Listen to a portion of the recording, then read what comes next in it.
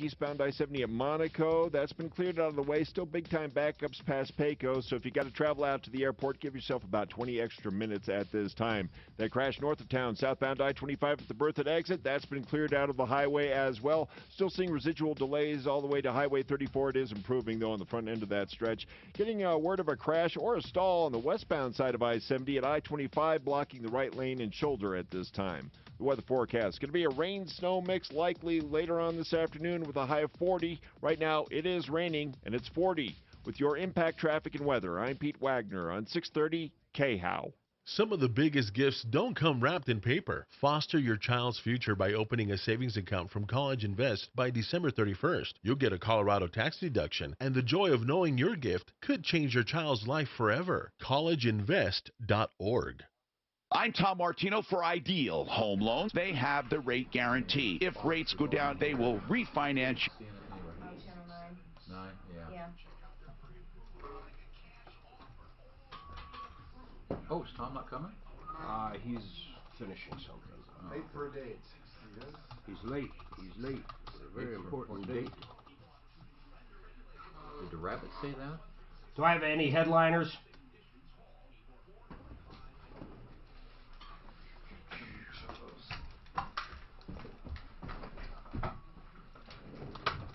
Michael Nemo or Nimmo? Sir? Nimmo. Nimmo. Yes, sir.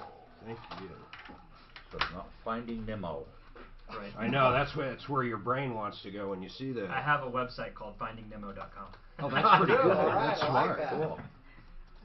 That's very smart.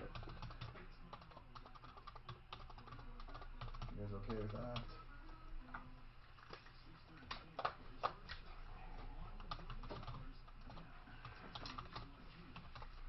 So, like right now, we're up on Facebook and YouTube, just let you know, yeah. And you can say whatever you want I when we're my on nose. the, That's the camera they'll be showing you right there. When you talk, I'll be on putting this podcast. You can say any, What? when we're on podcast, you can say anything you want. Any words you want. No Okay. problem. Welcome to the show. As you know, this is the only show of its kind. We're here to solve problems, answer questions. You know what we also do? We take your complaints, and sometimes we just want to hear what you have to say. If you've been ripped off or taken advantage of, this show right here, listen to this number. I am so proud of it. Tom started this, my God, almost 40 years ago right here in Denver. He actually started in other states, but he ended up here almost 40 years ago doing the longest running radio show with the same host in the country. And to date, over $200 million in cash, merchandise, exchanges, refunds directly, and I mean that directly, due to this show. So I'll put it in layman's terms. You ready? If you've been ripped off, if you've been taken advantage of, or if you just want to shine this spotlight we call the Troubleshooter Show on some bad people out there, you call 303-713-8255, 303-713-8255, or 303-MARTINO during the show. We'll get you right in. Live at troubleshooter.com. My goodness, don't forget about referralist.com.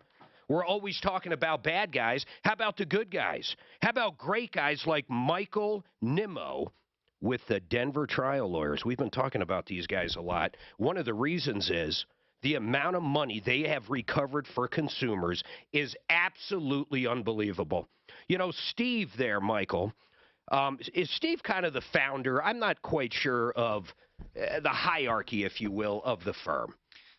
Yeah, so Steve Wahlberg is one of my partners, and I joined the firm in 2005, right out of law school, and he was one of the main partners at that time, and became partner with him about 5 years ago. He has told me a story, and I don't know if you know this one, but I find it great. And of course, I won't use any names, but the gist of it was a couple went out and bought a lot of life insurance.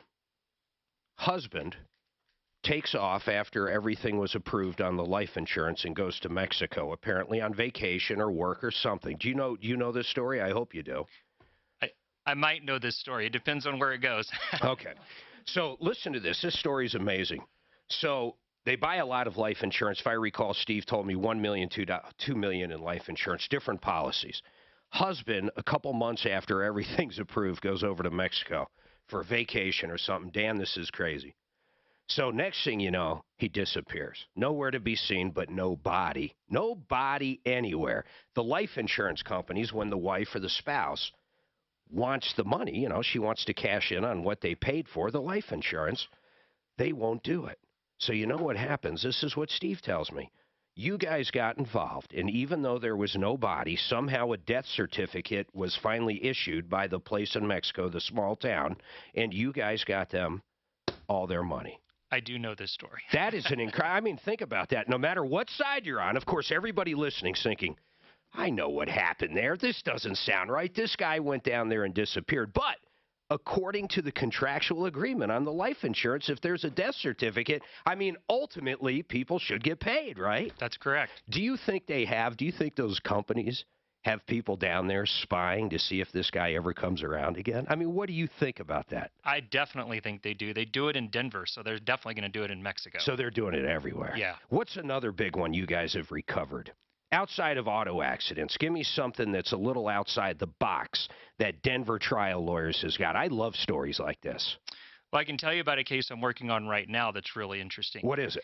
I represent a oral surgeon from London, England, who was skiing in Beaver Creek on vacation with his family, and he was hit by somebody, another skier, and it fractured his spine. Not an employee, just another skier. Just another vacationer, and it fractured his spine and it fractured his pelvis, and as a result of that, his bone disintegrated in his vertebrae, and now he has a very difficult time operating on his patients back in London. He wasn't able to walk for about 6 months. He recovered to an extent where he can operate some, but not to a full extent. So I just returned from a trip to London where I took about 14 depositions related to this case, oral surgeons, dentists that he works with, to try to establish, what kind of income he's lost. What kind of damages? I'm curious on this. I assume in a case like this, you're throwing everything at the wall, if you will, to see what sticks. So you're going after what? The ski resort? You're going after the individual that hit him? Who else would you go after, or is that pretty much it?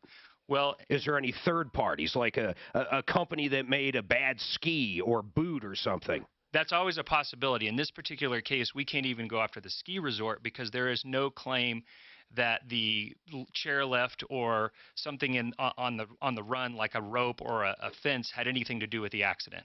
So in this case, we were just going after the other skier. So the other individual must have money, or else you wouldn't be there. I mean, that's just that's one of the sad parts about, whether someone's guilty or liable to you is one thing. Whether they have anything to ever pay you is another. Yeah, I can tell you many stories where somebody was absolutely liable but we had no way to recover the money, and unfortunately, there's really nothing that can be done. In this case, homeowners insurance provides coverage for a situation like that. That's incredible, man. I mean, that really is incredible. What kind of dollar figure are you guys looking for here, or you don't even know yet? Do you take a lot of skiing cases as well? We do take skiing cases, but the way the law in Colorado is right now, there's something called the Ski Safety Act, and it basically prevents someone who's injured as a result of something on a ski slope that the ski companies are responsible for, because they sign waivers when they get lift tickets. So that's purely from the lobbyists, though, right, who I assume own the ski resorts? Well, Vail is a big presence. Obviously, Vail Resorts and Ski Country USA is a big presence as well. And it's almost like the gun lobby. Yeah. I mean, really, it's kind of the same kind of rules. Well, you can imagine how much money the ski industry brings into Colorado for tourism and the dollars that it brings. And so that is a powerful argument to make to the legislature. Man, that's crazy. All right, 303-713-8255. Sarah, what's going on with you? Hi there. I'm calling you about thrift stores. What about thrift stores? Okay. Many years ago, thrift stores, according to my memory, were required to give a certain percentage to a charitable donation. I don't think so. Maybe if they were taking subsidies from the city or the state or the feds or something, but I don't think a thrift store in general is just generally a secondhand store. I don't think you're correct there. There might have been different ones set up that have done that in the past, but I don't know of any law. Well, no, I don't think it was a law. Or regulation. Right. But I don't think it was that. I just think it was like a moral obligation that if people donated to you, that you would make sure that their donations went Now, to most of them, cause. most of them, like it or not, are pretty much for-profit businesses, and even the ones that are nonprofit, it doesn't matter. They still pay salaries. People that own them still make a lot of money. I mean, they might donate something, but why? Why do you care? I mean, what happened? Did you buy something thinking some of that money would go to a charity and it didn't, and you're upset? No, I was looking for a place to donate to, and then I found out that they don't, How about Goodwill? anything. I would assume Goodwill does. Or ARC. Right. Well, or there's so ARC. many of these popping up. I was trying to do my donation locally. I see. I would stick with Goodwill or ARC, and even if they don't donate a lot to other outside things, what both of them do that's really wonderful is they hire handicapped folks. They really do. They give a lot of jobs to people that can't get jobs in other places. Mm-hmm.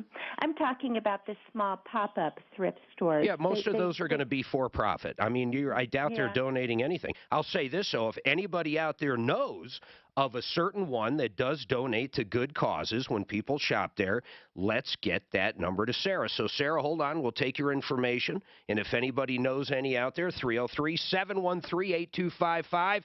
Everybody hold tight. We're going to come back. Mr. Martino's in the building.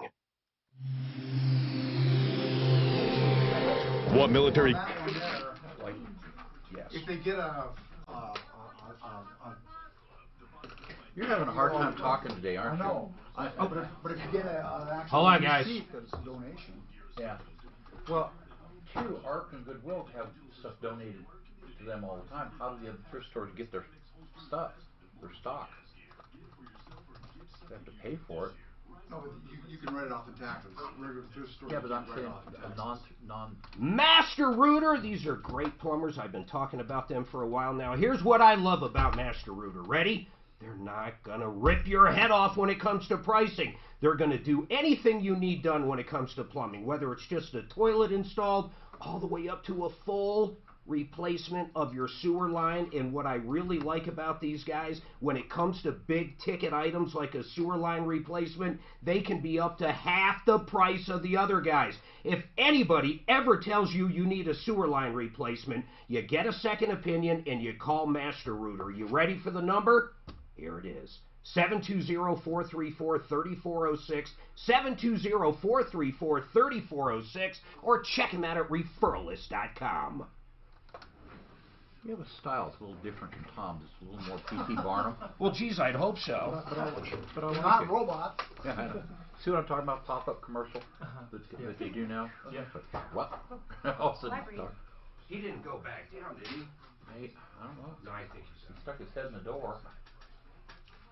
I think what's interesting is an epiphany that I've had with this thing. But if they give you a deduction receipt for what you give, it's going to be a donation.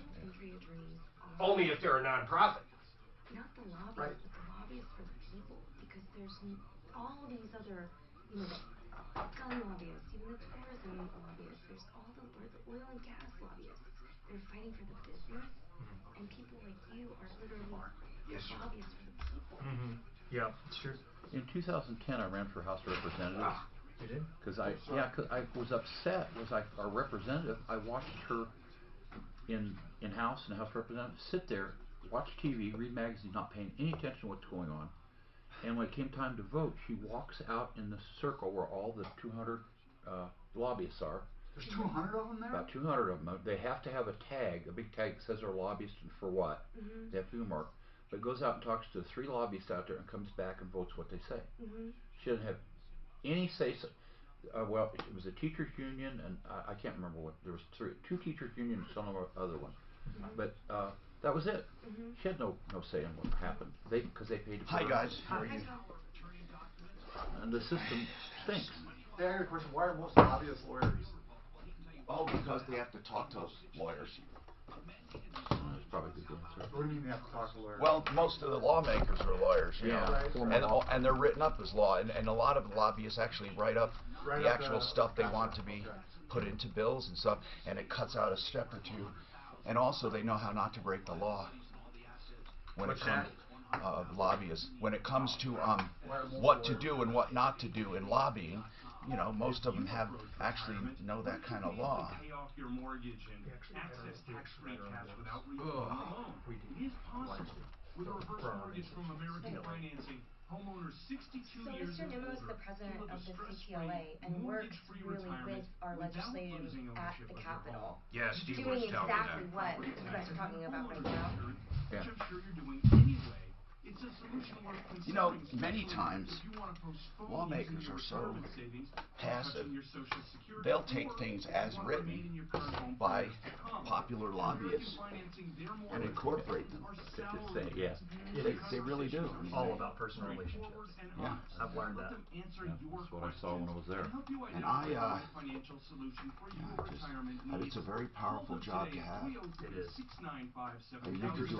You can do a lot of influence. I mean, if you're a good lobbyist, you have your fingerprints in frickin' everything. NMLS 182334, regulated by the Division of Real Estate. What I found from running is you learn to hate both parties after you're done. Hey, log me the hell out and remove it, please. Okay, sir. Because it's Log you out right now. Family.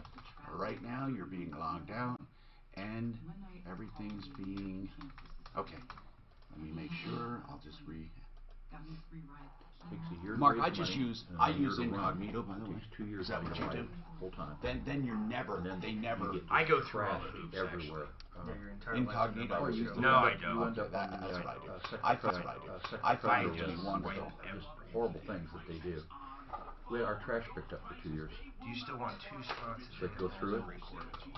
I became friends with a guy because he would come and knock on our door and get our cans for us, and we didn't take trash service. So we were just careful about what we shred. Can I have the sheet, Mark? Can I have that sheet? We're talking more for our, and that one too? our Gmail stuff. I was surprised. Our email, Mark, can I have Mark. that sheet? Oh, yeah, so I yeah, can yeah, take Stay things? represented. Nimmo. I know. It's not finding. Not finding Nemo. Not finding. Although he has a web address. A light luxury mix will develop this Finding morning. Nemo? Temperatures Yes, in Denver .com. Yeah, you're just perpetuating it, man. You deserve it. Temperatures in the Okay. mid-30s. Let me hear how this No, you didn't. Oh, because your name is not Nemo, so Finding Nemo was available. Finding the best Wow. coverage for you. That is cool. The funny thing is, most people, older folks, think of it as Captain Nemo from 20,000 Leagues Under the Sea, and younger folks think of it as Finding Nemo. The movie. You're downstairs. Yeah, I like that. Yeah, that's good. It's memorable. Tom Martino here. Welcome to the only show of its kind anywhere in the universe. This hour brought to you by RealCBDThatWorks.com. That's right. RealCBDThatWorks.com is a website for Panacea Life Sciences in Golden, pharmaceutical grade facility, pharmaceutical dosage you can depend on. And it really does work for pain, inflammation, it doesn't do away with inflammation. It's not an anti-inflammatory, but it helps with it because the pain goes away and the anxiety, and it helps with sleep. RealCBDThatWorks.com. I'm so tired of people being ripped off with everything, and I just want to tell you how wonderful it works. RealCBDThatWorks.com. Now, what is happening? We're going to talk to you about any problems. And, of course, we have Denver trial lawyers with us as well. And we also have a follow-up on the house a little later on. The people rented from a tenant, and the power was turned off. They had no heat. And we're slowly making progress there. Dakota, what's going on? Hi, Dakota. Are you there, Dakota? Uh-oh. Establish that. I'm going to go to Sarah. Sarah, what's happening with you, Sarah? Sarah? Hello, Sarah. Okay. I'm starting to get a little complex here now when I get... Sarah! Apparently that's not Sarah. It's a new call, so I'll field that. Okay, I'm so sorry. Is Dakota back? Dakota, let's see if we can get your phone working better. Are you there? Yeah. Oh, man. I can't hear you, Dakota. I can't. Every other syllable is taken out. Are you on a headset? She's gone. Dakota, you gotta try again. I'm sorry. 303-713-TALK. 303-713-8255. I'd like to talk about trial. People think they want to go to court. They don't understand what trial involves. I want to talk about it.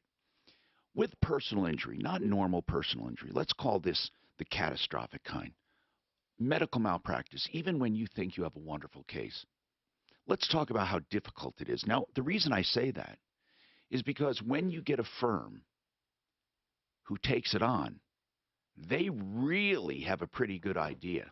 You have a good case. You've got damages. Why? Because of the enormity of evidence you need and the complication. So let's talk about that. Michael Nimmo, he's an attorney with Denver Trial Lawyers. Okay, so Michael, malpractice, let's just take that for example, how difficult it is. Now, I'm not saying that to discourage people. I leave that to you. When you talk to people, I'll bet you more than not you have to tell them this is not quite enough to go forward because it's so complicated and difficult. Isn't that right? That's exactly right. I mean, we get hundreds and hundreds of intakes for medical malpractice cases, and we may take one or two out of those hundreds. So let's take the very first thing. The very first thing. Before you even consider it, you must have a damage, and it's not just this damage that most people call about. He could have killed me. It would have killed me. You know, or they didn't discover it until a week later or 4 weeks later. The mere fact that someone discovered something later is not necessarily malpractice because even if they missed it, that delay has to contribute to damages. So explain the damages part to begin with, because a lot of people had extraordinary suffering, but they had it for a week. Okay? And then, oh, this other doctor found out what he did wrong. Had he not found out, I would have been disabled the rest of my life. But he found out. I want this doctor. I want to go after this first doctor. I had terrible pain for a week. I had anxiety. I thought I was going to die. Things like that. Talk about what kinds of damages in medical malpractice are important.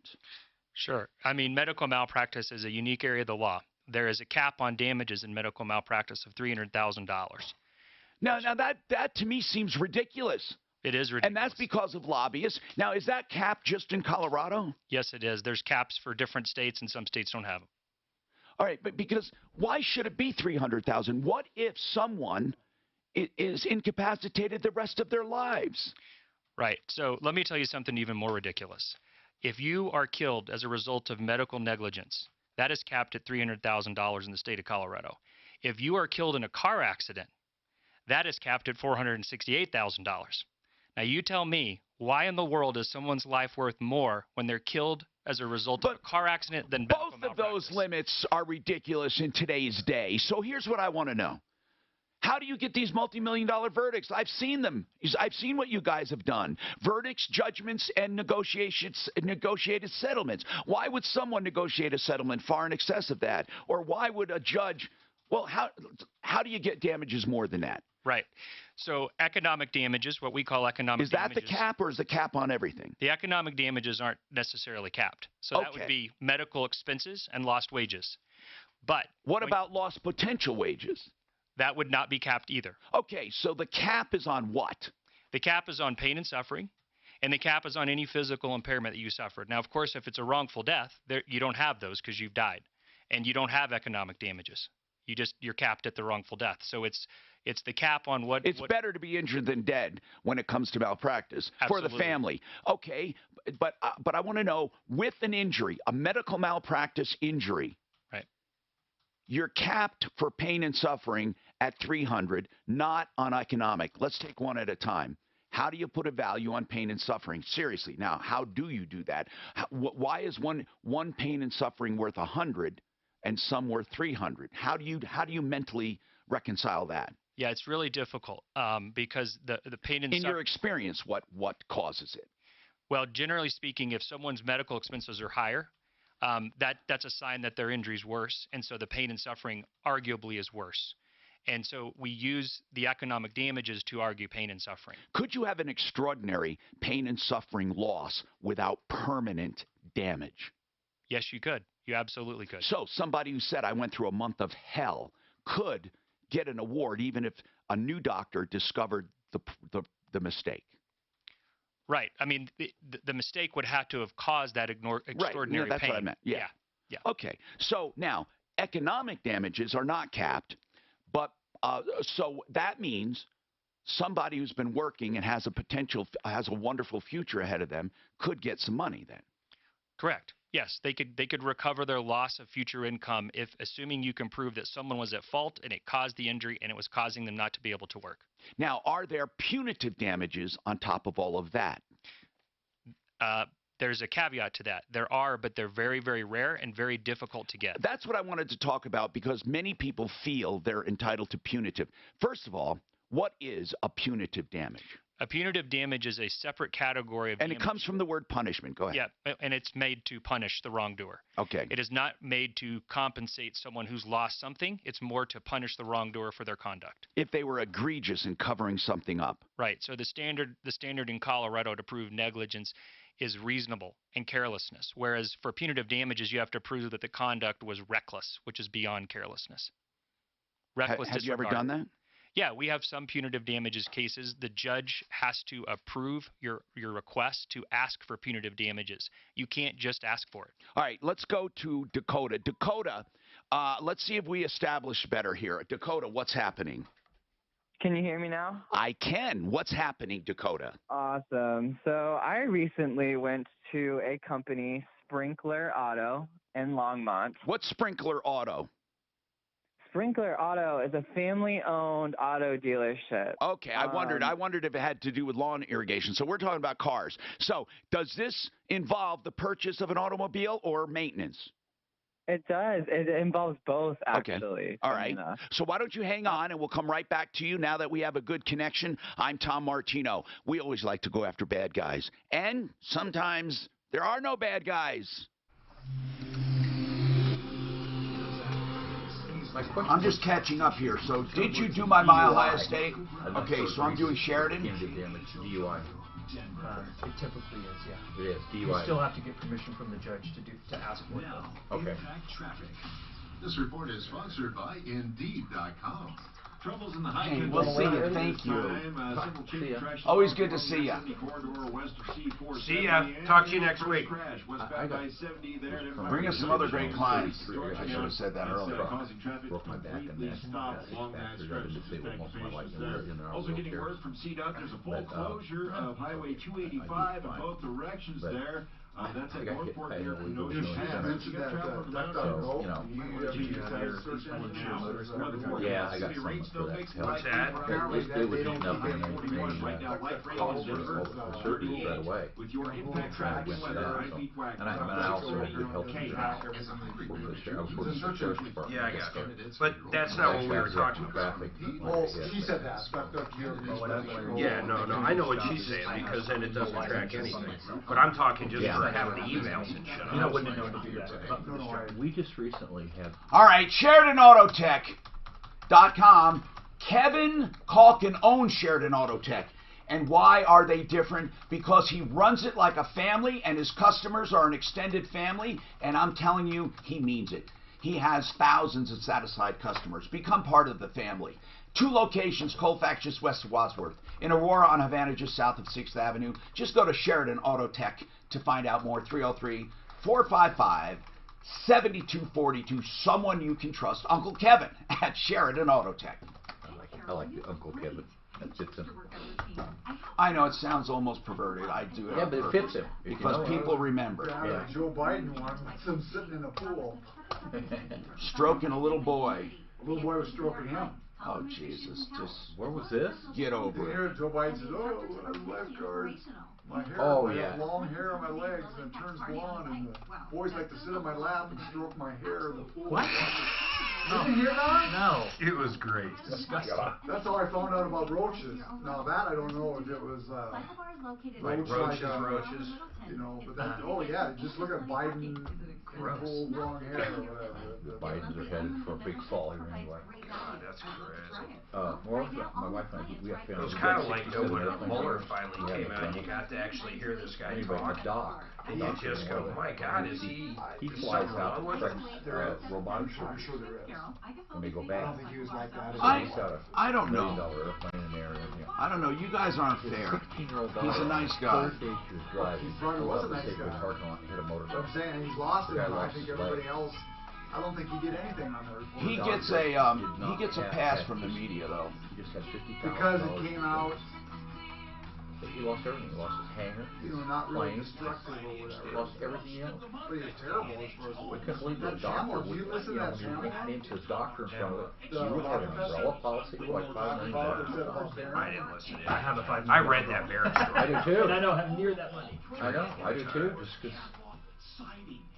Well, our trust has that much. Oh, simply. Yeah, after seeing what happened to him.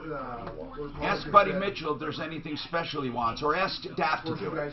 He's a doctor. If Buddy Mitchell wants anything special or same old holiday push or whatever, I just want to show him some of his agent was. His agent had been an idiot.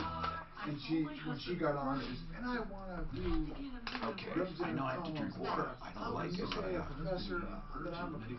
Well, I'm having to do caffeine to stay awake. You know, I know. I'll just say it. I don't like water. I have to drink it. I don't like it. Okay. Well, this drop down. I force myself to drink it. This opiate drop down I'm doing is making me so sleepy. That's so wonderful. You're sleeping better too? No, I'm sleeping during the day. No, he's making me sleep. He's going through mild withdrawal, probably. Yeah, caffeine helps me. Help it again. Are you off the soda? No, I haven't really been, but I have to in the morning. I can't get to work. But you know, I can't stay awake. But diet sows gets you the caffeine. It does? Oh yeah. Without the because I got the Pepsi Zero, but Pepsi Zero has caffeine in it. Oh yeah, it's got caffeine. You'd have to buy caffeine-free Pepsi to not get the caffeine. Oh, which is good. I mean, they don't want that sugar shit. The Zero's not that bad. Right? Yeah, I love caffeine. It's they say it's not good for you, but shit, it's my drug of choice. Well, moderate use of caffeine has been shown to have some benefits. I fall asleep driving down here, so. I'm a person of excess, no matter what I do. I don't know why. I have. But not when it comes to water. No. Isn't that funny? It's true. It's true. Huh? He forces himself. I force it.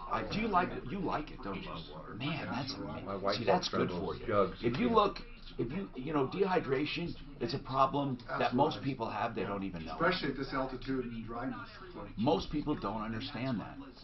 I don't like cold water, though. I will say that. You drink You don't like real cold water? Really? I like it right at maybe 50, 55. My mother used to drink warm water with a drop of lemon in it. Warm water. Not hot, warm. My grandmother called it tepid. Yeah, and she says your body absorbs it better. Then my mom used to take vinegar. Vinegar is good for you. Apple cider vinegar? And around our house, garlic was like fucking medicine. Garlic If you had a problem, here's some garlic. And it keeps vampires away. And cod liver oil, oh my God. I don't think there's any real. I don't know if we've ever bought. I don't know if we ever bought medicine. No, cod liver oil is fish oil, so yes, it is. But I don't even know if we ever bought medicine. I think she had medicinal medicine. And as a kid, we would take whiskey for a cough. We did whiskey, honey. Whiskey and honey. Yeah, actually. And then what else she did? The only thing I think she bought was Vicks. Remember that shit? Yeah. Hi, Tom Martino here, 303-713-TALK. One Clear Choice Garage Doors will come out and inspect your garage door when they have time, free if you mention a Martino special, because they want to make sure your garage door is safe. Yes, they want to find something wrong. What's wrong with that? That doesn't mean they make it up. They're honest. Companies that want to come to your home and find stuff, that's okay, as long as they're honest, and One Clear Choice Stores is honest. Now, of course, they adjust it free, and they do a safety tightening and all of the sensitivity adjustments, all free with the inspection, and then put a sticker on there so you'll remember them, and they will be your garage door company. OneClearChoiceDoors.com. What's on your mind today? Let's talk. Okay, Dakota says, I got a problem with Sprinkler Auto. And where is Sprinkler Auto located? Sprinkler Auto is in Longmont, Colorado. Okay, now I want to mention, I mentioned this yesterday. What about Longmont, guys? Let's say it, right? What about it, Mark? All the auto. Why is that, Mark? Why is, for a small town, we get more automobile used car purchase complaints from Longmont than anywhere else? And That's incredible. A small place like Longmont, they must have gotten together and said, okay, let's all go to Longmont and screw the hell out of people. It's like a haven for bad dealers. Longmont Auto Sales, another one that generates complaints. Now, what's going on? Get right to your problem. How do we help you? What's going on? Okay, so here's what happened. I went in and I bought a car for $3,500 cash. Now, what did you think you would get for that? I honestly thought I would at least get a running car. You know, I checked the car. Did you buy it as is? Did you buy it as is? I bought it off the lot as it was. Yes. Okay. No warranties. Now, here's what I want to know: what year and what make, model, and the mileage? 2005 Dodge Neon SXT. Okay, a Neon. And how many miles? It only had 130,000 miles. I don't believe it. But if that's what they said. Not many. Okay, but remember this, folks. You know my formula. Over 100,000 miles, expect, okay, you will have some problems here and there. Over 150,000 miles, you will definitely have problems. And over 200,000, you will have major catastrophic problems. There's no way around it. There are a few exceptions. Right now, there's a farmer saying, I got 400,000 on my pickup, and I'll just change the oil. So I'm not talking about exceptions right now. Dakota, what did that car dealer do wrong? Okay, so I understand all the problems with cars that come after 100,000 miles. Now, this car was said to have been serviced greatly. All the Carfax show that there was nothing to be fixed on it. Everything was perfectly fine. The Carfax showed that it was a perfectly working car. Well, no, the Carfax shows maintenance and major repairs only. Right. It doesn't say this car is in good condition. Took it to a mechanic. Dakota, you took it. You had this checked out before you bought it? I had it checked out right after with the little slip they gave me. I love that one. That's, you know, when people tell me I checked it out right after that's like after you say I do. Now getting to know your bride. Okay, so what happened? What did you find after you bought it? I actually only drove the car for 12 hours. Drove the car for 12 hours off the lot. The car breaks down. 12 hours after buying it. Wow. Okay, what's wrong with it? They tow it in. What's wrong with it? They're going to tow it in for me. They tow it in, tell me they're going to fix everything. They say the thermostat's bad and that the water pump went bad. They say they replaced the thermostat, replaced the water pump. Everything's going to work on it. This car is going to run fine. They tell me I can even drive it to Las Vegas because I asked them specifically, hey, can I drive this car to Las Vegas now that it's fixed? Now, are you mad at the place? Are you mad at the place that repaired it now, or Dakota? Did Dakota put this thermostat in? No. I mean, not Dakota. I mean, Sprinkler. I mean, well, that was Sprinkler. Nice of them. Okay, so Dakota, Sprinkler put the thermostat in, and the water pump. Did they charge you for that? They did not charge me for that. However, all right. After that, tell me. Now, I know you want to tell me pain and misery. What happened after that? I drove the car for 8 hours, and it broke down again doing the exact same thing, so they never actually fixed anything. So what is it, a head gasket? Did they ever say what it was? Right now, if I magically make you tell me today, right now, what's wrong with it, is there something wrong with it today? I have no idea what's wrong with it. All right, so today, is this there's something wrong with it? Okay, so they fixed it once, and after it started doing the same thing, that's when you called us. They said they fixed it, never fixed it. They said that they were going. So this is why I called you. I got a call from Benny Valdez. That is the spoon. That's what they call the spoon there. It's a person that works there. He's a salesman. Spoon. He's also close with the manager, and he's also close with the owner. He told me he had spoken with the owner and that they're going to take my car back and give me the full value that I paid for it for trade-in value. Yeah, but that doesn't matter because the next car you buy is going to be overpriced and suck yeah, but as they well. don't even have to do that. Would be nice Dakota, let me just take over here for a sec. Okay, continue on that vein, Mark. Go ahead. Well, they don't even have to. Hold on, just Dakota, you got to listen. Just listen, and then you can talk all you want. Mark? They don't even have to do that. You bought that vehicle as is. If they're offering to get you into something else and actually give you whatever you paid for that, what do you have to lose? Because they're not going to do anything else. Exactly. If the second car is all right, here's the other thing. They didn't have to do a thermostat or water pump. They didn't have to do anything. Now, I agree with you, Dakota. I would be pissed off if I bought a car and it broke down after 12 hours. I would be really pissed off at myself for not getting it checked out by a mechanic. So here's the deal. I would also be ticked off at the people who sold it to me. We all want to believe, at least as you said, we're going to have a running car. So you didn't call to get preached to, but I have to tell you, they don't have to do anything. Let's try to negotiate something. Do they have another car there, and how much more would you have to pay? They said that they had another car for me. They said that I could trade in my car for the full trade-in value that I paid for. And then right? what?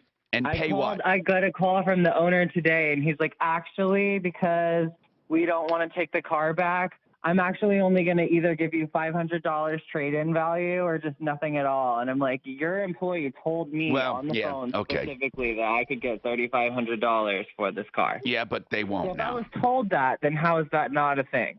Because it's not a thing. Vinny the Spoon didn't have authority to say that. Dakota, it's not a contract. If that's what you're asking, can you hold him to that? Okay, let's ask our attorney. Michael Nimmo is here from Denver Trial Lawyers to talk about, of course, personal injury and stuff, but I want to ask Michael. Michael, you're a lawyer. She was told on the phone, come on in, we'll give you $3,500. Is that a contract? No. There has to be some kind of consideration for that. And there also has to be proof. He can just say, I didn't say it. Right. I mean, oral contracts do exist in Colorado. Well, and hold on. Have the authority I love this. To be able to do it. Our attorney brought up a point because people ask me all this time, it doesn't oral or verbal contract work? Yes. Yeah.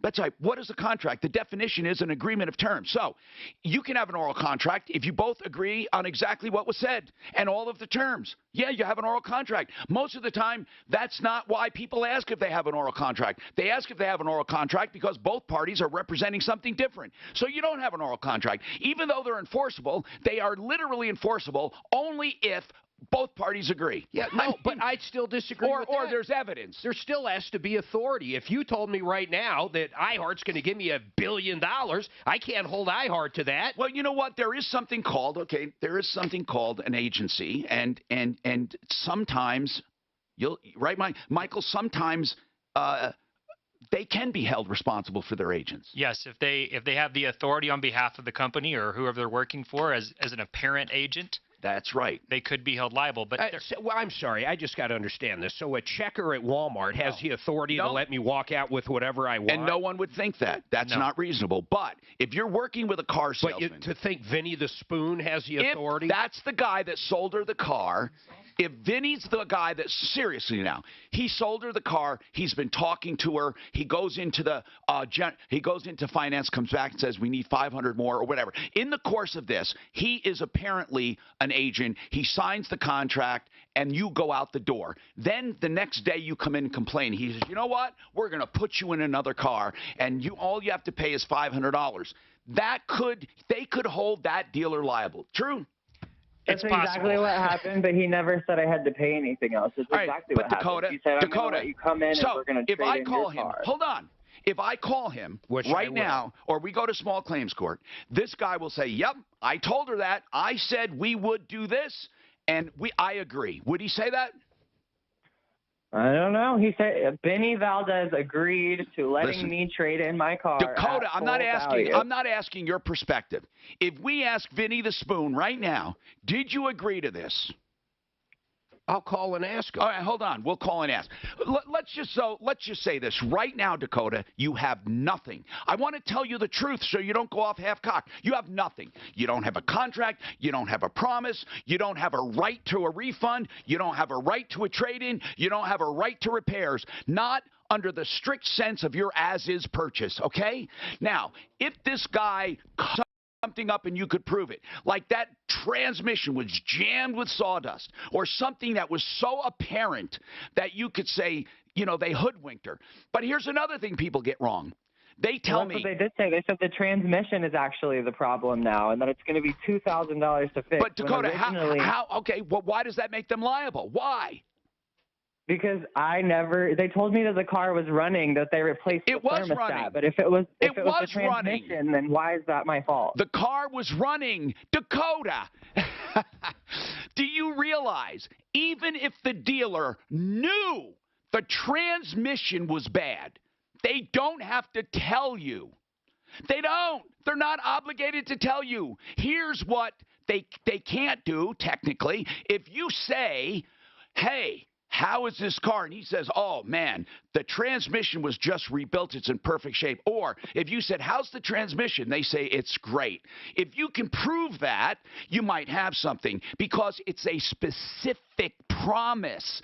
But you don't. You have an as-is car. The reason I'm spending well, calling them isn't going to help. Let me tell you why I'm spending so much time. You know why? Because you are like all the other dumbasses. You don't have a loaded gun, and you're holding it to someone's head.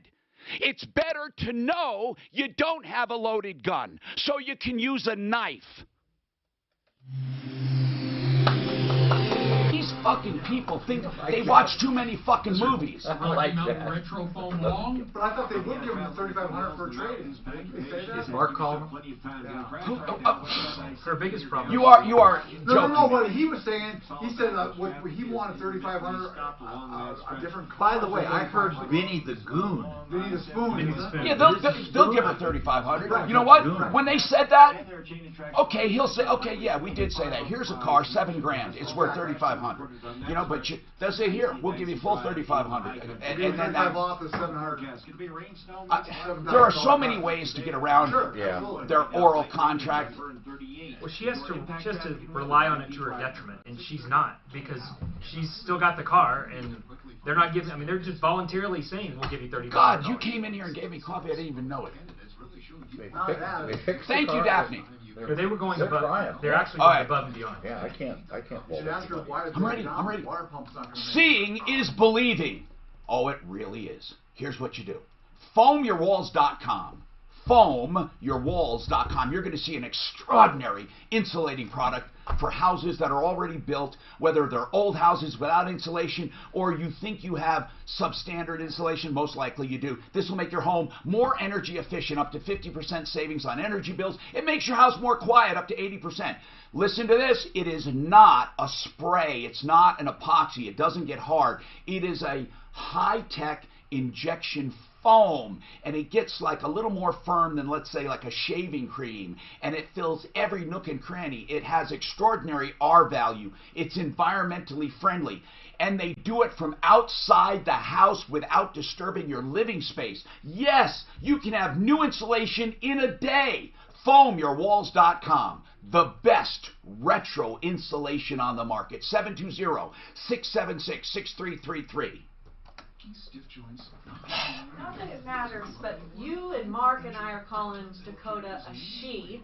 Daphne and Ed insist that is a male. I think it's she too. They hung up, but Mark's on the phone with Vinny.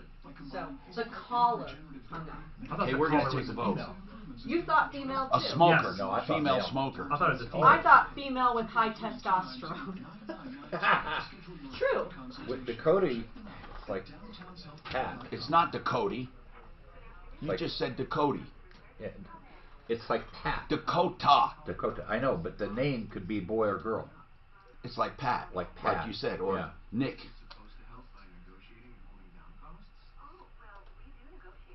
Oh, ask Vinny the Spoon. I also heard that as goon, so. No, Spoon. I don't know. Yeah, I doubt someone would call themselves a goon. Yeah. I don't see him call him the Spoon. You know. Either. So I just, oh, never mind. I shouldn't say that on Did you have a nickname? Tommy the Fork? You know what? I never grew up as Tom until later in life. I never even knew my name was Tom. Anthony? Tim. What? Tim. Not Timothy, Tim, or Timmy. How did that get on? Okay, because I was named after my uncle.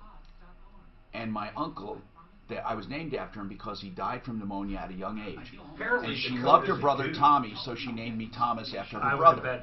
But they were sad every time they used it. I still think so. You know, why name me that? I'm just going to ask her. So my entire life, I thought my name was Tim Martino. Ed was right. It's a male. Did you ask? I was going to ask her or him online. It is not a male. It's a he. It is not. How do you know? We want proof. Yeah, how does that know? Wait. Send Ed a picture. Ed and I got it right. What? How do you know? Gay male. How do you know? Just from here. It's a female? Gay male. Did you ask? Did you Well, say, are you a gay Ed, man? how do you know he's gay, for God's sake? Ed asked. But how do you know he's He gay? asked if he's gay? Jesus Christ. He said we got the Did you ask if he was gay?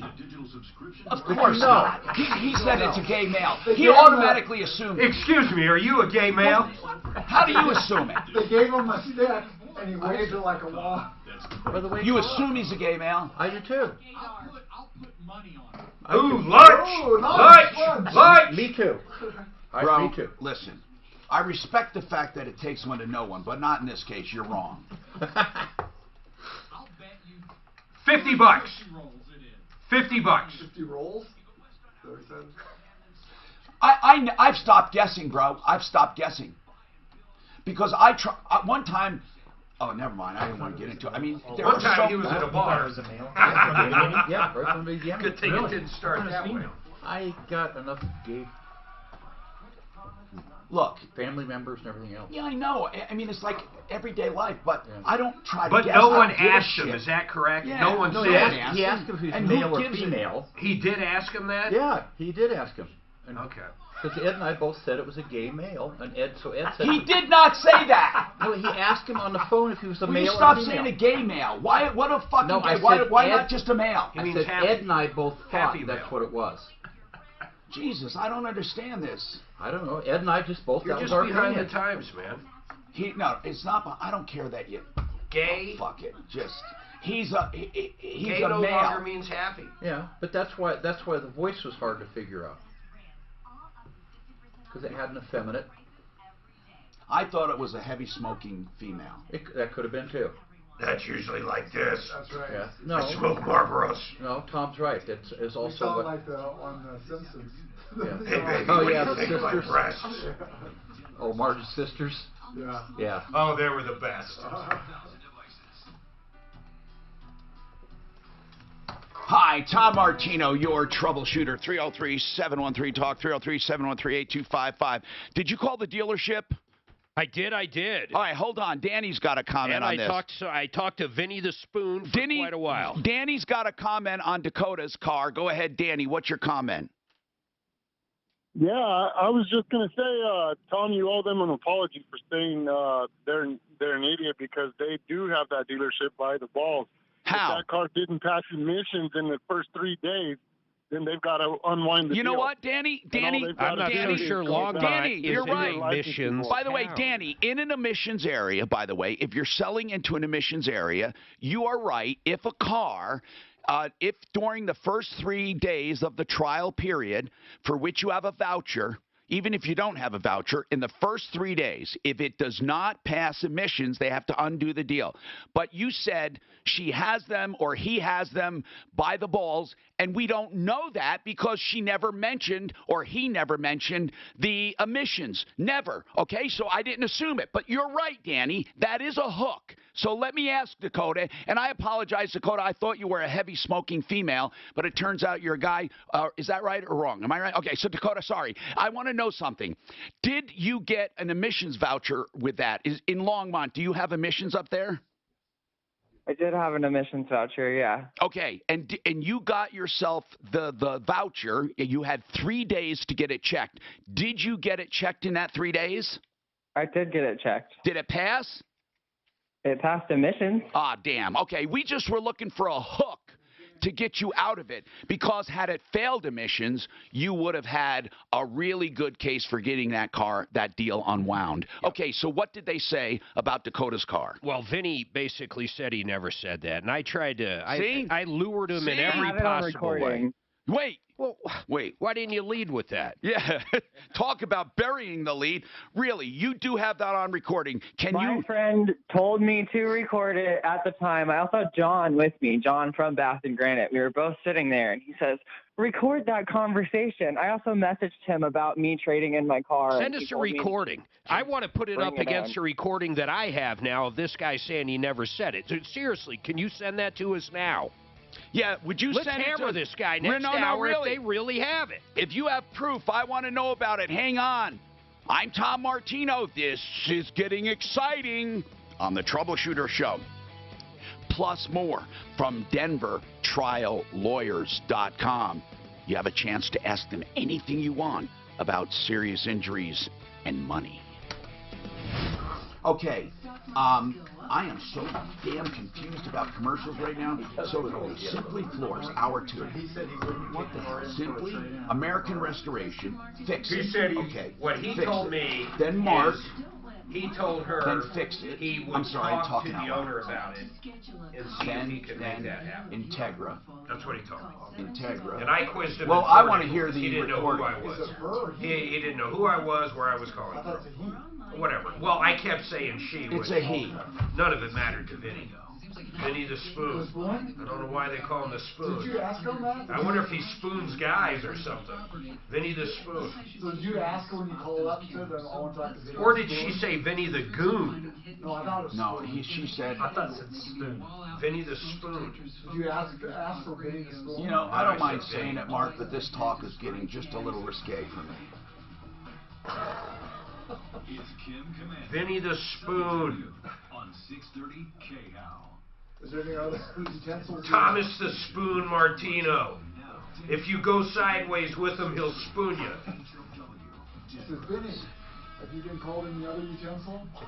Vinny the Fork. I think I'd rather deal with Vinny the Spoon than Vinny the Fork. Why do they call? Oh, they call spooning because the spoons go together, right? Right. Okay, that's cool. It's a prison term. I like it. When I was in the big house. No, it isn't. It's not a prison term. When I was running the big house, I didn't allow any spooning. Vinny the Knife. Now that would sound like he's a badass. That's Mac the Knife. Vinny the Knife. I love during that Irishman, like, oh, you haven't seen it yet. No, I did. Every time they show people who died, it'll say, and then, shot in the face 3 times. Shot in the face 3 times, New York City. Yeah, 1989. And that shit was all real. I want to see the one on John Gotti, man. The Teflon Don. Oh, Mark, on Netflix, The Irishman's supposed to be really good. It's awesome. And they do awesome. the computer. It's 11. You're welcome to stay till your partner shows up. No, you don't have to leave at all. You do whatever you want. They got another guy coming in. I have not got a call from yet. Listen, man, I'll just stay until he gets here. It doesn't matter, though. You can stay anyway. Okay. If you want to. You don't have to. Yeah, they don't we can talk about anything, man. It's a good thing. And couldn't you imagine if anybody ever told you to sit like in the front seat, or if you're a mafia guy, how do you even fucking do anything? You know what? That'd My be dad, terrifying. when my dad used to take me to a restaurant on the island, where we all went, they would always sit, I swear to you, with their front facing the door, but the restaurant installed mirrors so you wouldn't have to, and I said, Dad, you're sitting with your back to the door. He says, that's why they put in these mirrors. True story. True fucking story. It's gotta so be, listen, man. It's so my nuts. dad kidnapped me once, tried to make me live with me when my mom went loony. So when I went, one day we get up, we're going to the barber shop. That's where they conducted business. That's where they got haircuts. He had a barber shop, but in the back they had the business. So we went to I swear, this is how it went. He's driving to the shop. We look at the shop, it's fucking firebombed, the whole thing. He doesn't go, holy shit, he goes like this. Keeps going, goes home, makes a phone call. Okay, so now he found a new barber. We stay busy for a few days. Goes back, all rebuilt. I swear this is a God's honest story. He didn't even flinch about it. Did he ever try to get you into it or no? No. Because there was nothing to get into. He said, what are you talking about? What'd they do, like run numbers more than anything, or a little bit of everything? No, numbers were a big deal in prostitution. Yeah. But here's the other thing. One time, we parked the car on a side street in Uniondale on the island where he had his barbershop. He parks on a back street, and he leaves his keys there and walks away. I said, what are you doing? He says, I need a new car. I swear to you. We go, we're getting ready to go home. Car's gone. He calls the police to report a stolen car. I said, Dad, you don't know it's stolen. He says, well, I mistakenly left the keys in there. I bet you it is. And it was gone. Sure, no problem. Yeah. Without even thinking. Just like that. That's what he taught me. Without even thinking. So he had full coverage. And I'll switch down. Listen, man, I met people. Do you know Jimmy Hoffa? Just, I snuggle swear up to next God, to Danny Jimmy so I Hoffa, can he see gave me money Tommy for, and we're you know, all he's good. sitting there in the shop. He comes up, Okay. hey, this is Jimmy Hoffa, you know. Right here, I'm gonna get you some He's in headphones. charge of the Teamsters. Say hi to him. He's a famous man. I didn't know anybody. Here's the one for you. He's big enough Irishman on the show. And you know who Thanks, else? Daddy. The whole show's based. Joe Bananos. Joe Bananos gave me bus fare, and then Lefty Capino. You look them up. They're real people. I think he was on there. They were like Joe Bananos. He was like his name was Bananos, but they called him. Aren't those broken? No, they're not Banano, broken. and they It's, called them it's bananas. this. It's just one ear, but he'll be able to hear just fine. It sounds familiar. There he is right here. This woman went to. He became the boss of the Bandino crime family. He ran for 30 years. And it broke down. She took it back. They claimed they fixed it. She drove it 8 more hours. It broke down again. And That name does sound then familiar. She Shit took it from back. that movie. She claims that Vinny the Spoon is the guy who sold her the car. He. Him. Sorry. Sounds You like think New York stuff? that You should be out of Franktown my way. they would buy the car back for I'm running numbers. and now they won't buy the We're car tipping for cows. $100 We're taking lunch.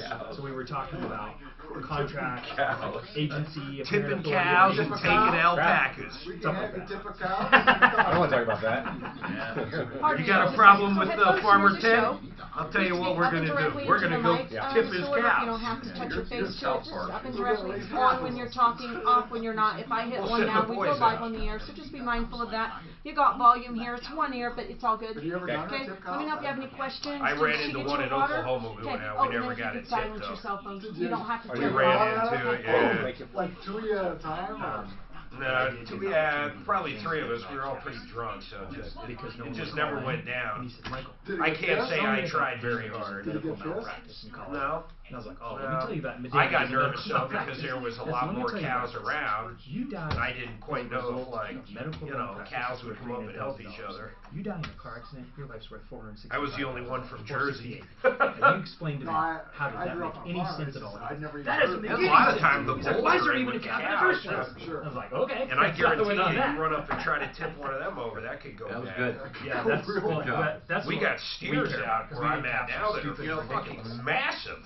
Jumping But in they wouldn't be that mean. and things I like don't know that. if they're Stick mean. out, I'm that's just good saying radio. they got horns? big old People horns. remember Oh, the longhorns? Yeah. What do you remember about Why they cows? grow their Well, tails? anything he says seems outrageous or seems They're huge. wrong We've got or some whatever. bulls out there that are massive. Oh, I have lots of You never really see stuff more to talk than about. one bull, We're do gonna talk about you? border. It's a cat. Is that normal because they'll fight or That's something? outrageous. I assume What when is- I see Oh yeah, me too. So But Is that your Bentley out there, why they Tom? got bulls. What's that? Is that your Bentley out there? No. Oh, I thought it was Frank Gazer when I came in here. No, I have a G-Wagon. I love it. You could count on. Oh, No, that you're silver right, I one's don't yours? know. White. Oh, it's Oh, the white. white one out front. Now they I saw can, that. apparently, with the I didn't get your name. David Woodruff. David? racehorse, He doesn't have the new ones, the titanium ones. What do you He's mean? got that old metal. There's no titanium. Have you tried? Have you driven the new one? G-Wagon? As quick as The brand new one? No. They just redesigned it. Go, go, Hi, go. Tom Martino, your troubleshooter. Welcome to the show. 303-713-TALK, 303-713-8255. All right, we're here to help you. And one of the things I do to help you is I tell you good and bad, and the real CBDthatworks.com can't be beat. It just can't be. And if anybody, if you found something great, you let me know and I'll check it out. I never say there's only one great thing, but this is the one I found because people are just sending me stuff every day. RealCBDthatworks.com. They just happen to be out of Golden. They have a pharmaceutical lab there, and we love them. Okay, so let's continue in our quest to help people. And we have the car dealer who says, I never said that. And the consumer says, oh, yes, you did. Here's what I want to impart when it comes to buying a car. If it's important to you, have it put in writing. Not that that's a guarantee, but have it put in writing. Do you know how many times people preface a problem when they call me saying, well, I went to buy this used car. I made it clear that I needed it for work every day. Or I made it clear that I needed a dependable car for my son. Or I made it clear that I was going on a cross-country trip. What does that supposed to mean? What they're saying is that dealer had an obligation to meet my needs because I made it clear. Well, you didn't make it clear because no one remembers everything exactly the same. So put it in writing. If really, dealer says or dealer claims car is suitable for a long cross-country drive and in great condition. I mean, put it down, put anything down that they say. If they say, oh, yeah, this transmission was just rebuilt 2 years ago. Dealer claims transmission rebuilt or says transmission rebuilt. If it's important, put it down. Don't you think the sales agreement that you ultimately sign, though, probably says this is the final doc? Well, yeah, but any oral, anything written before this is gone. But you can amend it. You can amend anything you want. So many people just sign what's in front of them, and they don't understand those words as is. God. And it's so strong. And why do people always say, well, it was within 3 days? They have this thought that you can return a car in 3 days. I know. The right to rescind is the biggest misconception in the world, but let's talk about this. There's another thing people say. I had it completely checked out after I bought it. They bought the car, then had it completely checked out. Well, it doesn't work that way. Now, am I saying this to give Dakota a rough time? No. He called. He needed help. He needs help. We talked to the dealer. The dealer says did not do it. Did not promise trade-in on a full value. And even if you prove that they did say it, well, it would give you something, right? A $3,500 value if they promised you a $3,500 trade. But now all they have to do is go and find a car worth about $3,500 and double the price and say, okay, this car's $7,000. We're going to give you $3,500 credit. You can never win. These things suck. Dakota, do you have, however, the guy specifically told us he didn't promise you a $3,500 trade. What did he say? What did he claim to say, Mark? I have the recording if you want to hear it. You do. Go ahead. I can cue it. It'll take me a minute. All right. So let's hear what he said, and then we'll hear what Dakota. Dakota, do you have a recording of him promising you this? So I looked back in my phone records, and my friend's phone records every call. Apparently, I had called him a couple times on my phone and once on my friend's phone. In that one call, would that answer be no? No, I do have something saying that I was bringing my car in for refinance so that I could get a new refinance car, and that they were towing it in, and that I work with Sprinkler Auto. Oh, that doesn't matter. Do you have any promise of them giving you full value, $3,500 toward another car? I called saying, hey, I'm having my car towed in so I can get a new refinance car because my old one broke down. Can I talk to Benny? And Benny's like, yes, we work with Sprinkler Auto. Tell them that we're going to tow your car in. They also never even towed in my car. They asked me to pay for it. Okay, I'm going to try. I'll try this again.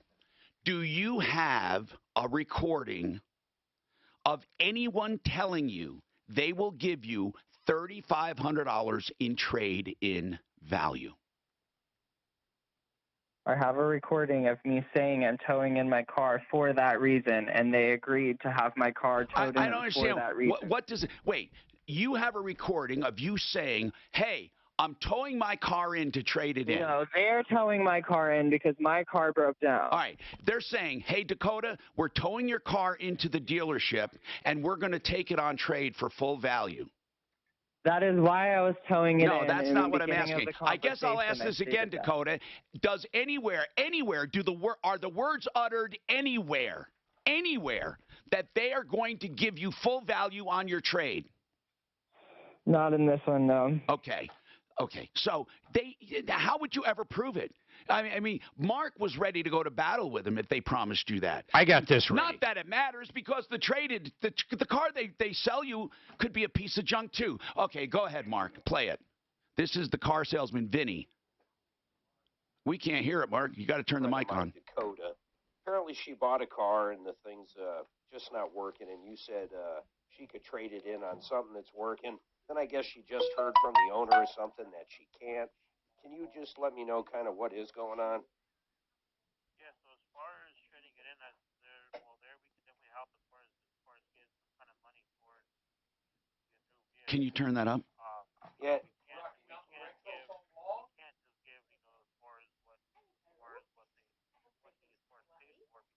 Mark, we can't hear. Can you tell us what he said? But that's a good effort. Tell us what he said. Here's what I'll do. I'm going to send it to you, and you can put it through there. Okay. We'll boost it. Yeah, because I'd like to know what he said. But here's the lesson we're learning today. As is, I always say this, the most important words you'll say next to I do. Okay? It's really important. As is. Don't accept as is unless you can accept as is. There is I even hate to say this because it splits hairs, but it's as is represented. I'm going to give you a really exaggerated example. There's a car there, and they say it's as is. And you pay $4,000. You get in the car, and you notice there's no engine in it at all.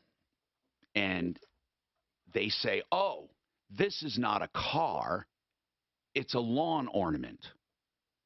So you kind of may have something there in this exaggerated example. I want to talk now to Tyler. Tyler, what's happening? It's going on. So basically, me and my wife are trying to purchase a house in the next couple of years. Yeah. Or so. And I went through Ideal Home Loans. I know me and my wife's credit isn't the best. Yeah. She just had a baby. You know what's good, Tyler? I just want to say this very carefully for people to listen. You were not quite ready right at that time because of your credit. Ideal Home Loans is one of the only lenders I know that will take someone now who wants to buy in 1 or 2 years and help them develop a credit portfolio. What happened in your case? So basically, I reached out to Jim Shaheen. Just got him randomly on the phone, and he's just been tremendously helpful. And, you know, he could have just said, you know, screw you. I'm not going to help you. You don't qualify. You know what I mean? He could have gave me the runaround, but he didn't. And I'm actually going to speak with him today or tomorrow to kind of start to restore our credit and see what we can do further. Isn't that great? Think of the long-term customer relation Brent Ivinson and the gang down there have. They don't pay anything for this. Right. They're going to help these people get a house. Right. Tom, my daughter, they helped her repair her credit, build it up, and she was able to buy a home in 4 months. And get a loan from them. Get a loan, yes. That's Just pretty 4 months. cool, Tyler. Yeah. Thank you for holding to tell us that. They can also do rapid rescores. All right.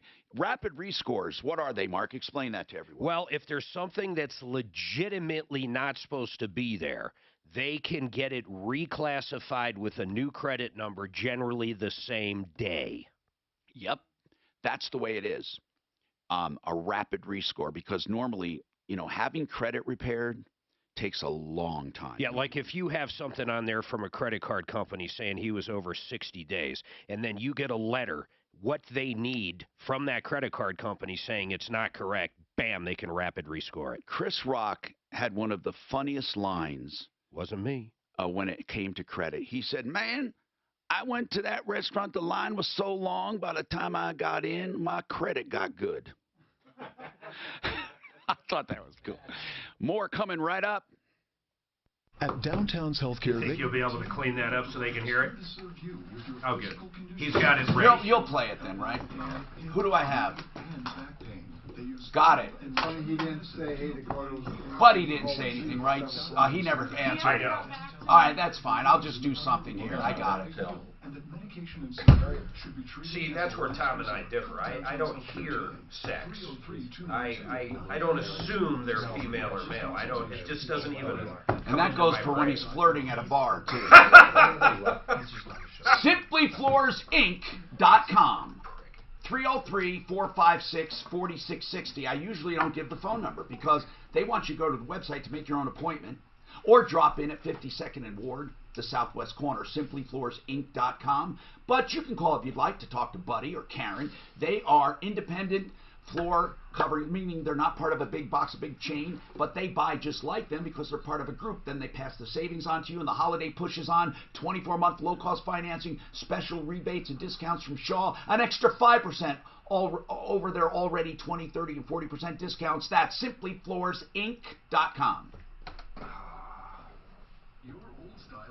That was short, right? You didn't want it long. Yeah.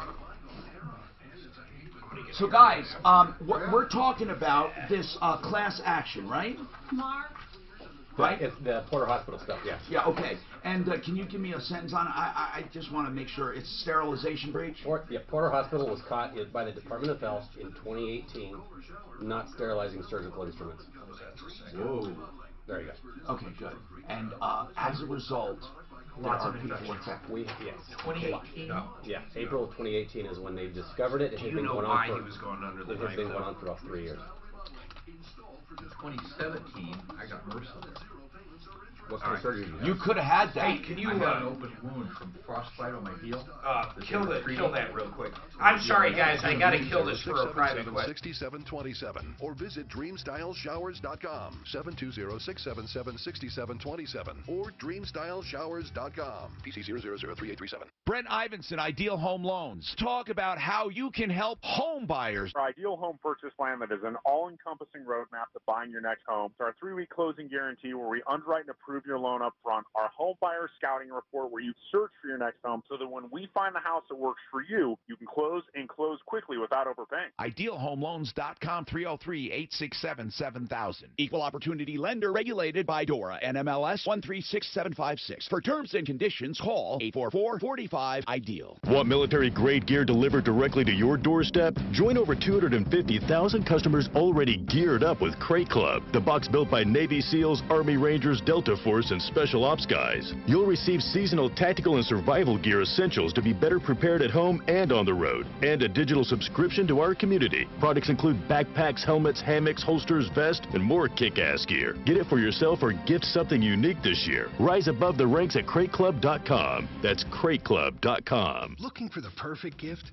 Then look no further than your local Ace for lots of perfect gift ideas. Whether it's Steel, Milwaukee, Traeger, Weber, or Yeti, you'll find all these great brands and more in one great place, your neighborhood Ace. And to help make sure your gifts are under your tree on time, you can buy online and pick up in store or get it delivered from your local Ace. This Saturday, don't miss a chance to meet Santa at our neighborhood Christmas party from 11 to 2. Get great deals and more when you wrap it in red at Ace. I think it's good, don't get me wrong, but I just find it odd it works that way. About in 3 months, they healed the wound completely. Completely different way of doing it, but the reason it works that way is that you've paid premiums for your insurance all your life. Oh, you're right. And so you get the benefit. It's a benefit. Yeah. There are a lot of states, like California, you do not get to recover the amount of bills. You only get to recover the amount the insurance company paid, and then you got to pay them that whole amount. Yeah, you got to pay it back. Yep. How about on MedPay? I was told in Colorado, MedPay comes first. So an emergency visit, the guy's got 10 grand and he's got whatever, Kaiser insurance, health insurance. They got to take that 10 grand. The hospital can literally bill and get that MedPay before they rebill to the proper price under whatever your agreement is with your health insurer. Does that make sense? Yes, that's correct. That's the way it works. See, you don't have to pay back MedPay. See, I've always argued, I had this with an attorney we used. I don't understand how MedPay has benefited me one time in my life, literally. And we've had 2 payouts where someone else has hit us. Both times, really the MedPay goes towards the ER visit. It just didn't benefit me. In no way did that MedPay that I paid for have any benefit to me at all. Well, you were able to recover the medical bills from the ER visit that the MedPay paid for. You got that money and you didn't have to give it back to MedPay. Well, so you pocketed the money. No, insurance I thought took it. No. So I had 10 grand in MedPay or 15, whatever it is. Yep. The hospital, the emergency room bill was like 40,000. So what they did is they took that 15, okay, and the hospital said, okay, we'll just settle with that 15 instead of 35, 40,000, whatever it is. So they took that as full payment. If they actually rebuild that through Kaiser, who's my health insurance, it would have been rebuilt down to about $3,000. Then that MedPay would have paid that. I'd still have 12 grand in MedPay that the chiropractor or whoever came after that could have used. But they took every bit of it because they wouldn't rebuild down to the agreement with my healthcare provider. I see what you're saying. Isn't that crazy? So how did it benefit me? How did that MedPay benefit me? Nor will it benefit anyway? anyone in similar circumstances. Because you're always going to get the higher costs. Yeah, always. Because they don't rebuild down to the Kaiser pricing. Hi, Tom Martino, your troubleshooter, 303-713-TALK. We have wide open lines, and it's a good time to tell you about Frank Duran, therealestateman.com. During this time of year, a lot of people take it slowly when it comes to buying or selling real estate, but you can still talk to Frank. He'll do free market analysis. When he does list your home, he never holds you to a long-term contract. We've had people sign with him and change their minds. He doesn't give you a hard time, no penalties. So he cleans the house, stages the house, and he goes out of his way to show your house. He's a proactive marketer. Frank Duran, therealestateman.com, 303-920-1622. All right, so we have Denver trial lawyers with us today. And they are a personal injury firm for catastrophic injuries, you know. And a lot of times people don't know how to define catastrophic, but I'll tell you, they can. And, of course, consultations are free. We're talking sometimes verdicts into the dozens of millions. And in either a judgment or a verdict or a settlement, whatever they find best for you and you find best. And recently they had a $5 million settlement with Adams County School District for sexual assault. And now they're taking on something else. It's a sterilization breach at Porter Hospital. To make a long story short, Porter was not sterilizing stuff adequately, and as a result, there may be many, many injuries yet undisclosed. So, like needles, guys? It was in 2018. They closed their operating rooms, and they acknowledged publicly that the hospital had a serious problem with the sterilization of surgical instruments. The closure was the result of an investigation by the Colorado Department of Health and Environment and the Center for Medicare and Medicaid. Then in February, the Joint Commission investigated and determined that Porter Adventist Hospital was a threat to patient safety. So, you are taking this on. Have you had already cases with this? Tom, we have close to 200 cases. Okay. So there are probably thousands of patients that were infected as a result of unsterilized surgical instruments. We have 200 of them so far. The accepted percentage rate is we get about 10% of people who are injured. The rest of them don't either don't call a lawyer, don't know they're supposed to call a lawyer, haven't read the news, don't know about the situation. I want to really help people with Basic Law 101. Because most people are very, very ignorant, or they heard from a friend who heard from a friend. What is a class action? In other words, so many people call me and say, hey, we should file a class action suit. What is a class action? Okay, a class action is a lawsuit where everyone involved has the same damage. Exactly. So if, let's say, Toyota is selling a car that costs $200 more than it should for a defective part, let's say, every person who buys that car has just lost $200 that they shouldn't have lost. That's the basis for a class action. It is brought by individuals who represent thousands of people. So it's the key to the term is class. You define a class.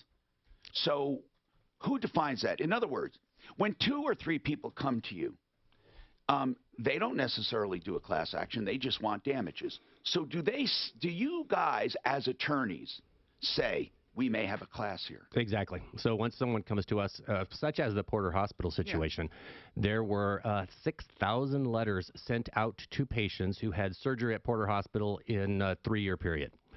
All of those people received a letter telling them, you have been exposed to HIV and hepatitis, and you need to get tested to make sure you don't have those things. Everyone had the exact same damage. They received that letter and had to go get tested. So you knew there was a class there. Do you, as a law firm, have to get this sanctioned by the court? Exactly. So what we do is you start with a few class representatives. You file that lawsuit on behalf of 3 people. Right? We filed for 3 people so far.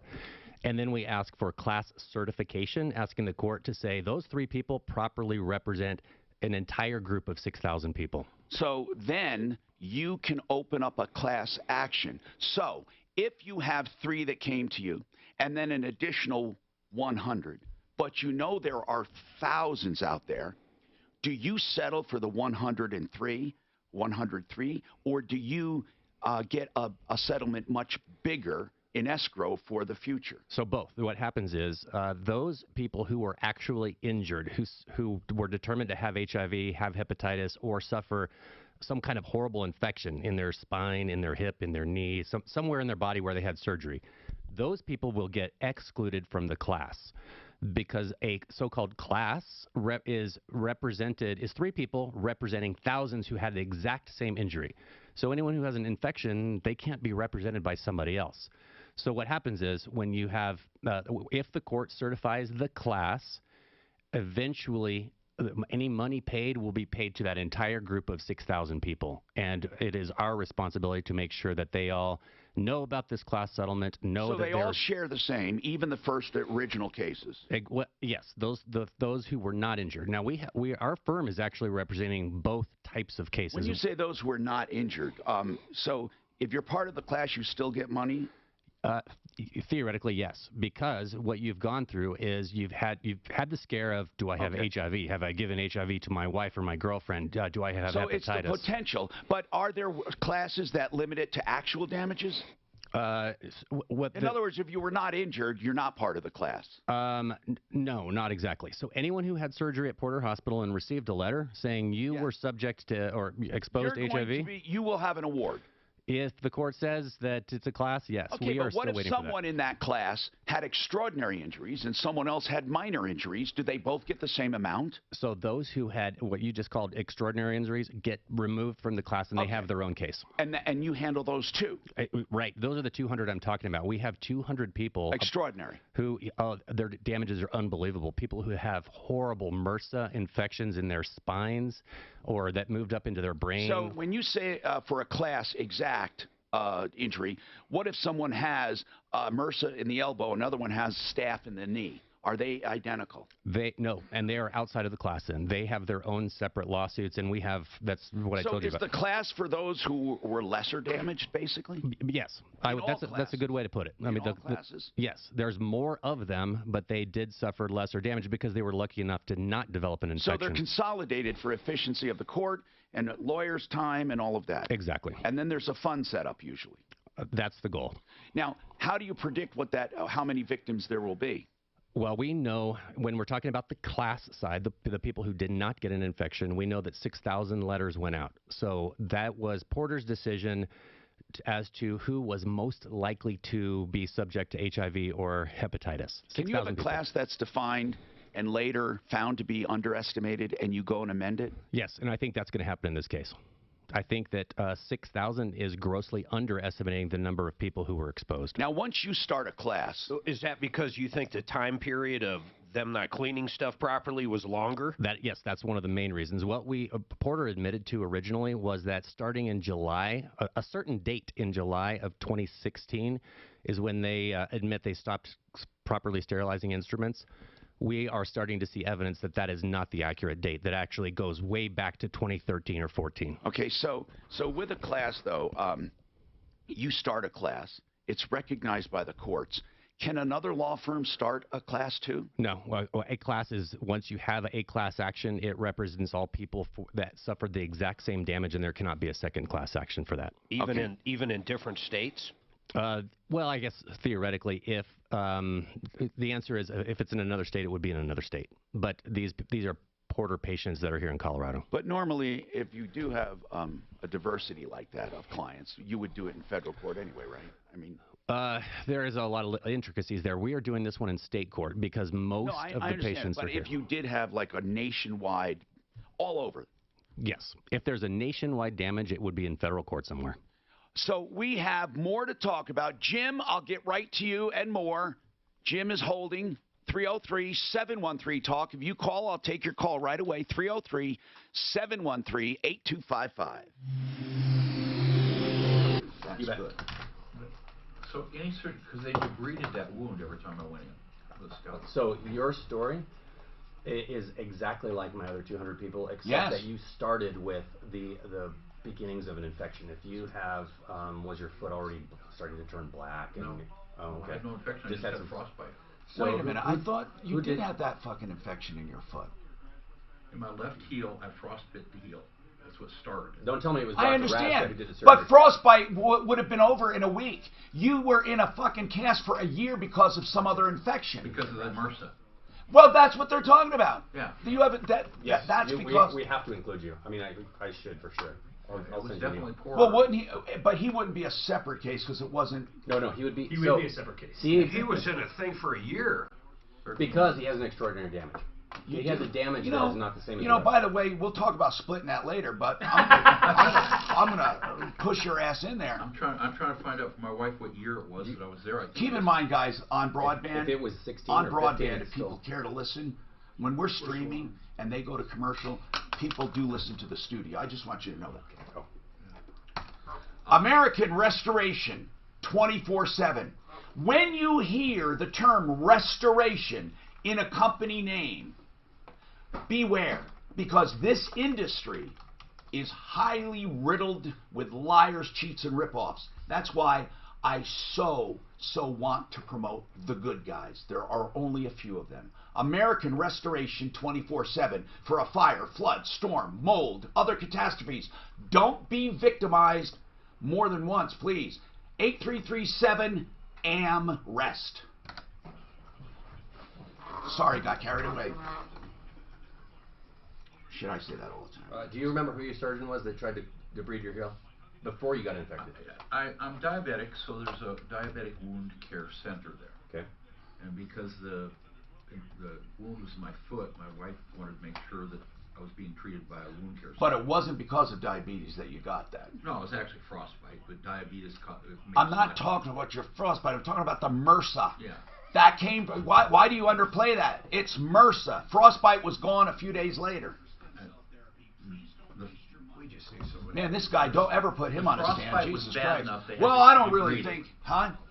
They had to debride it a couple times. They had to cut the dead skin out. Yeah. Here's how it will work. I will get your medical records, show that you started with frostbite, went to the wound care center. The wound care center uses instruments to debride the frostbite, the dead tissue from the frostbite. Which gave you And MRSA. those instruments were contaminated because they weren't properly sterilized. That's why you got the MRSA. MRSA is recognized as a hospital-acquired infection primarily. Yeah. You did not have that infection before they started. You ended up with it. It's their fault. So I figured what it was, because on Christmas, it was Christmas Day that I had 105 fever. I went back in the hospital. It looked like somebody took a Sharpie and drew red lines. Yeah, it was like terrible. I remember mentioning diabetes. Diabetes is nothing more than a confounder. It makes it hard to recover. My wife's a nurse, and that's why she wanted me to make sure I treated it well. Yeah, figure out when the day was. Even if but diabetes would not. MRSA is MRSA is MRSA. Yeah, and the reason I got the frostbite, I didn't have a lot of feeling in that foot because I've had some back surgeries, and I was driving a snowplow for hours with my wet foot on the floor and didn't feel it. How could they be so sloppy not to sterilize? Well, was it an oversight on one step? No, it's not an oversight. Or was it egregious? It was egregious. Wait. So they like consciously did it to save time and money? Yes. Really? Oh, come on. Are you kidding me? So they were supposed to have about 40 employees, and they instead had 20. And those employees were grossly overworked, and the administration knew it. The CEO designed it this way, and so they were cutting steps like crazy, and they knew it. So there was all these case reports coming out of the OR of seeing blood and bone and hair and things on instruments that were supposed to be cleaned. And the doctor still used them, or the surgeon still used them?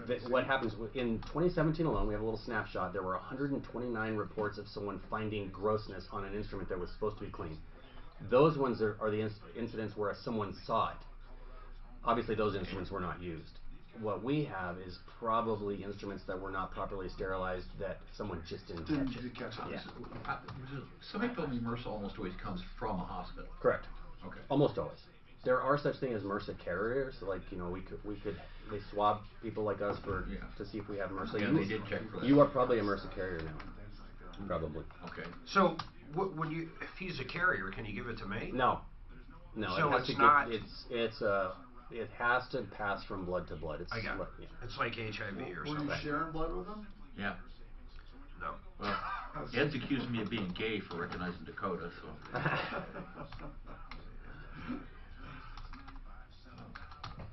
He might have that potted up too. So you understand the difference between class action and the infection cases? It's two different batches of cases. Yeah, because they're too valuable to put in the class. You guys get interesting stuff. Yeah. So hold on. So anytime anyone in the class has an actual damage, they get pulled out of the class. They can't. Is that in all class actions? Yes. Like for mold and all that, and with your house and okay. Yeah, I mean the class action is pursuing a very singular damage, and so the way we've created this Porter one is anyone who has an infection or developed HIV or developed hepatitis, they can't be a part of the class because they have their own damage. So the class is only people who received a letter and got blood tested and were scared for a while. And had emotional damage. Yeah. So they all have the exact same emotional damage. They had no physical damage. Is that a payout? What do you know what the payout is? Oh no, it's way too early. We're in the first early stages. Years, since I didn't have surgery, I wouldn't have gotten a letter. Correct. But there's a lot of people that didn't get a letter. Thousands of people didn't get a letter. That we have at least 50 that did not receive a letter that had horrible infections. It's crazy. Based on how a hospital can be so sloppy. Hi, I'm Tom Martino, your troubleshooter. Listen, it's really important you know about this class action suit by DenverTrialLawyers.com. Go to their website. It'll talk about it. It's a breach of sterilization. And in other words, the hospital Porter Adventist did not adequately sterilize equipment during a certain period of time. And there were many people who had direct damages. I mean, they got all kinds of infections. And even though I'm not going to get into the legal definition of class, you contact Denver trial lawyers and they feel if you have an injury that should be fought on its own because it merits more damages, they're gonna take that too. So it's just really one stop to find out if you're affected.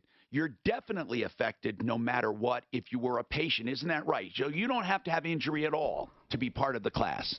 Exactly. If a patient had surgery at Porter Hospital over a three-year period from mid-2016 to April of 2018, they should be part of the class because they should have received a letter. Anyone. Now, not just surgery, but a procedure, right?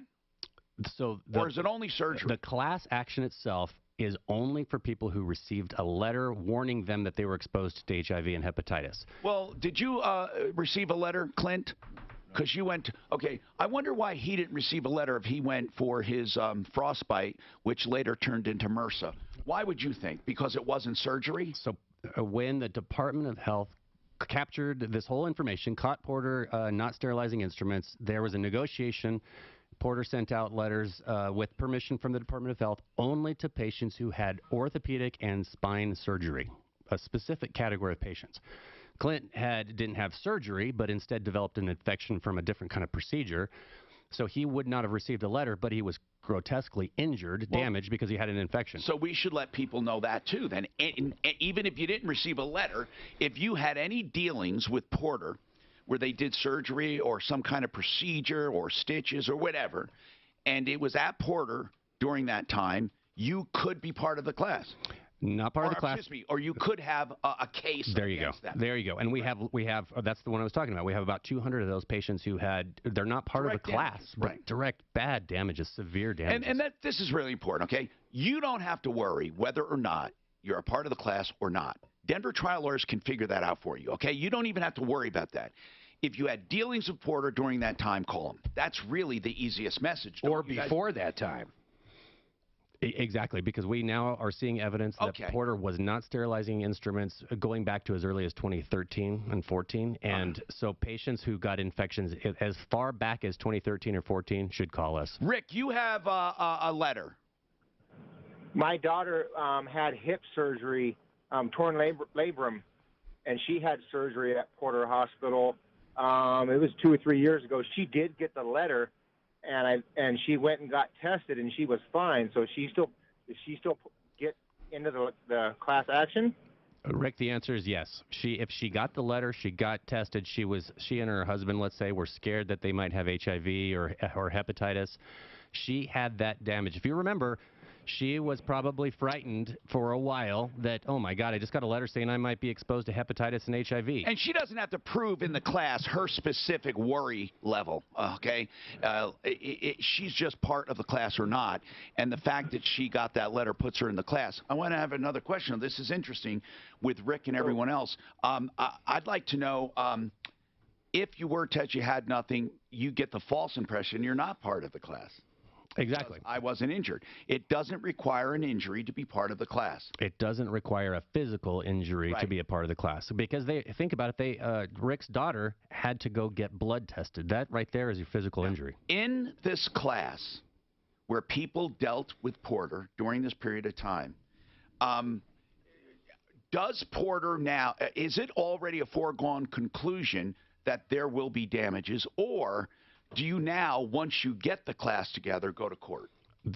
Both. So Porter has, in the letter that they sent out to Rick's daughter and 6,000 other people, they acknowledge that these people were injured, meaning we realize this has caused you great stress and great concern.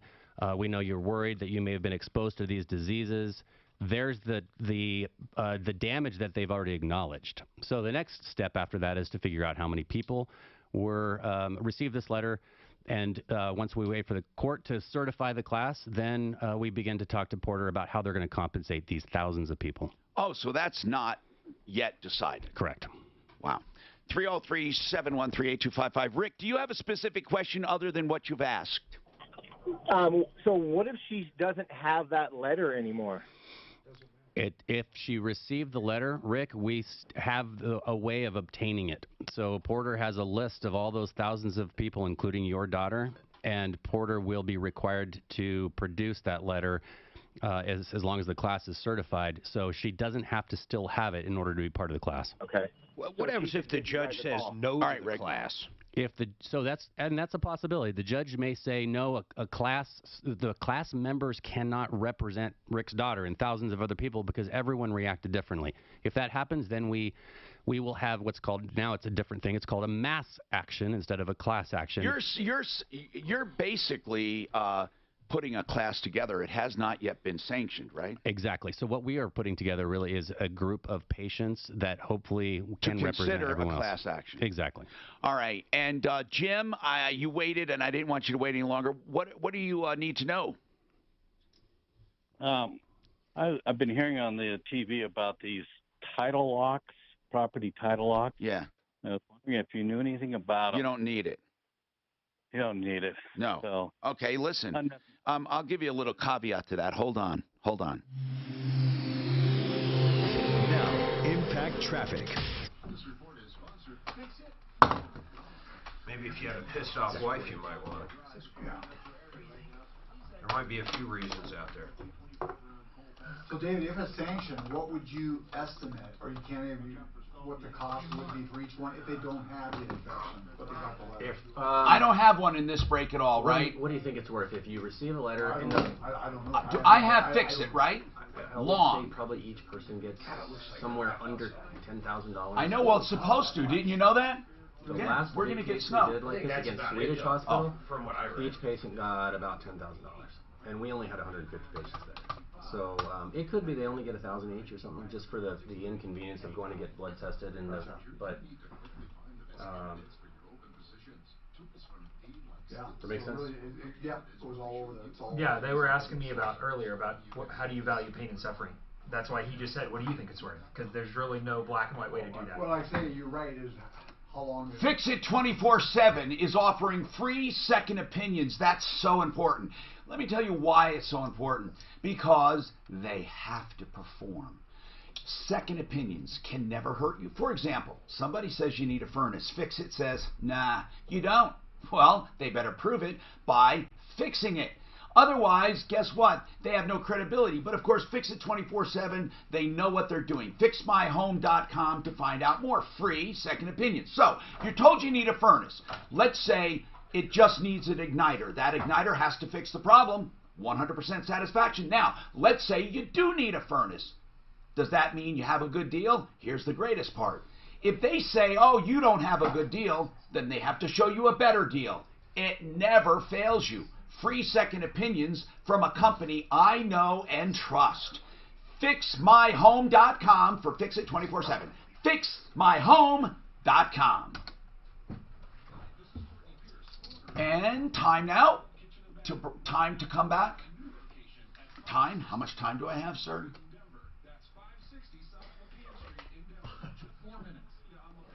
I was thinking by the time he answers me. Giddy up. I just, okay. So do you go in front of the judge to argue that value then? Is that no? So what? The way that will work. And he's like, we're still on, just like so. Oh, you mean we're on the air right now? We're on the podcast. We're on. Okay. Say whatever you want. YouTube.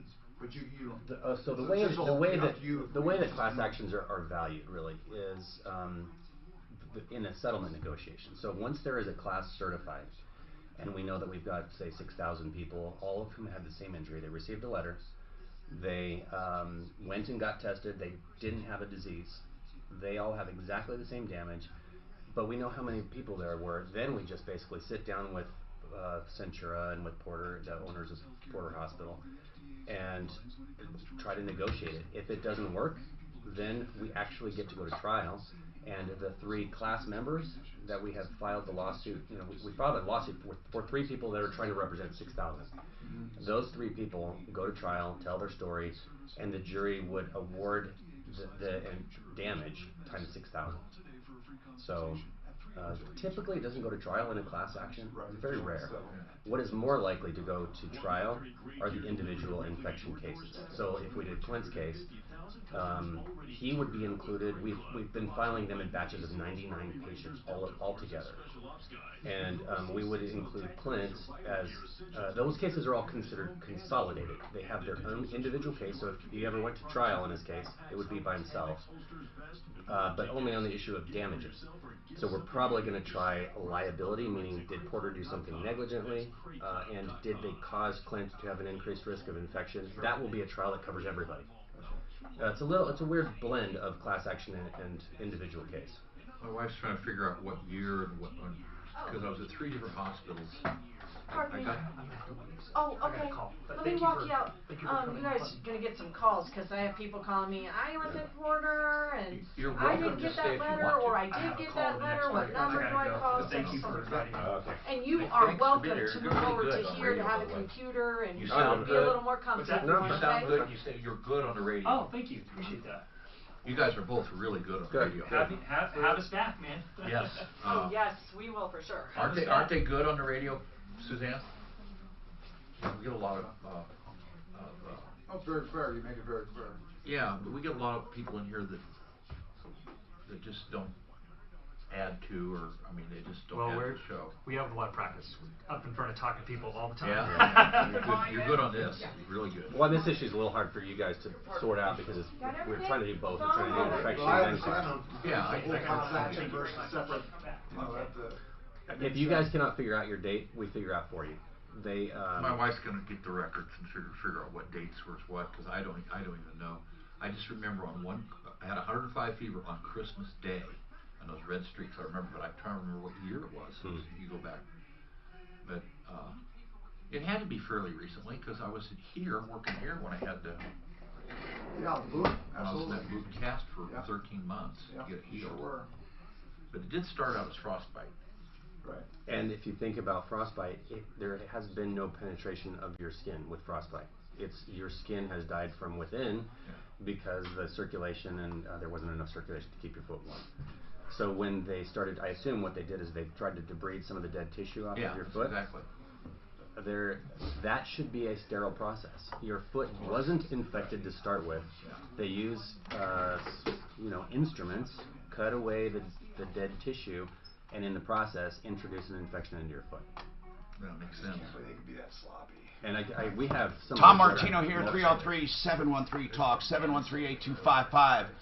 We're talking about a lot of things today. I'll take other calls as well, of course, but we are talking about a class action suit being considered against Porter Hospital for lack of sterilization, which caused a lot of damages and concern. And whether you had damages or not, if you were treated at Porter Hospital at all during a time from mid-2016 to when?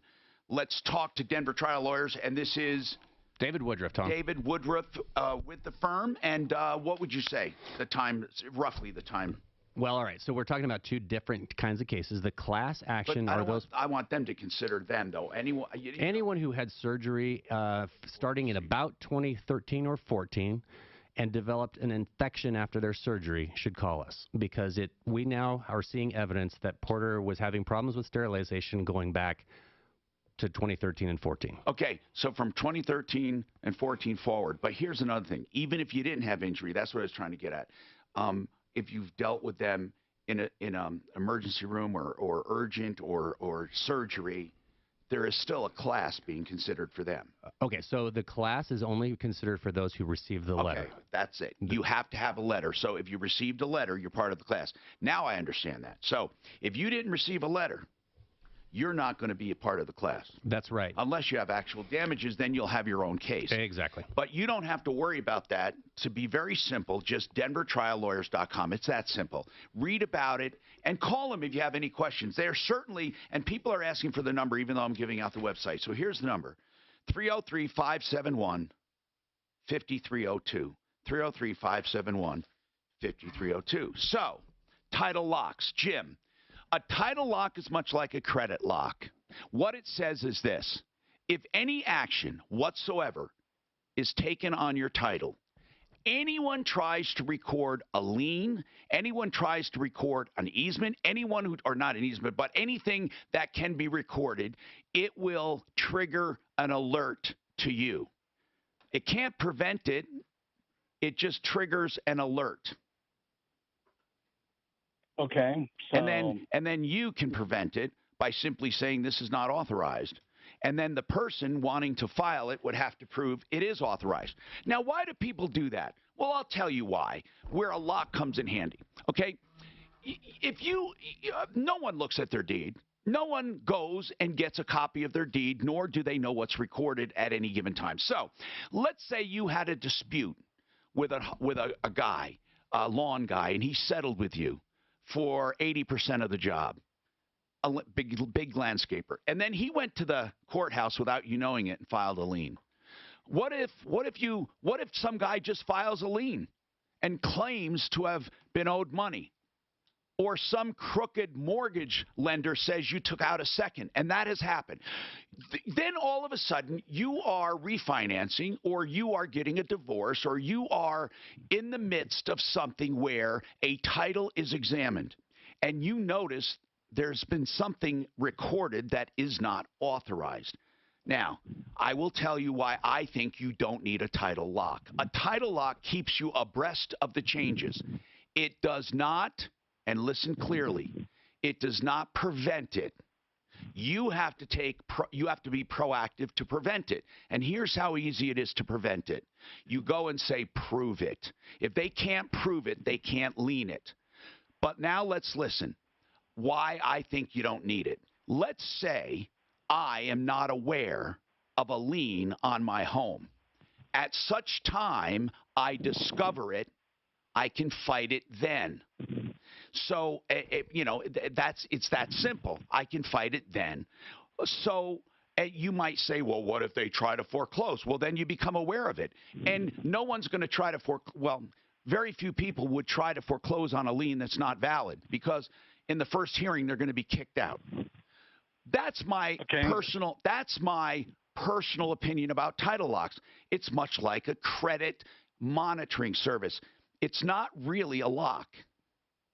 Okay, so this is something I can check out online to see if something like this has occurred. By the way, a credit lock is more effective because that actually can block anyone from pulling a credit report on you until you give a PIN number. I'm not talking about a soft pull. I don't want to complicate things, but it prevents anyone from tampering with your credit. But people can still. All I was going to say is people can still add to your credit. Oh yeah, that's right. That's exactly right. If you're not paying your rent or something, they can besmirch you, or they can report good stuff. Here's the other thing: a soft pull they can do. A soft pull. Explain what that is, Mark.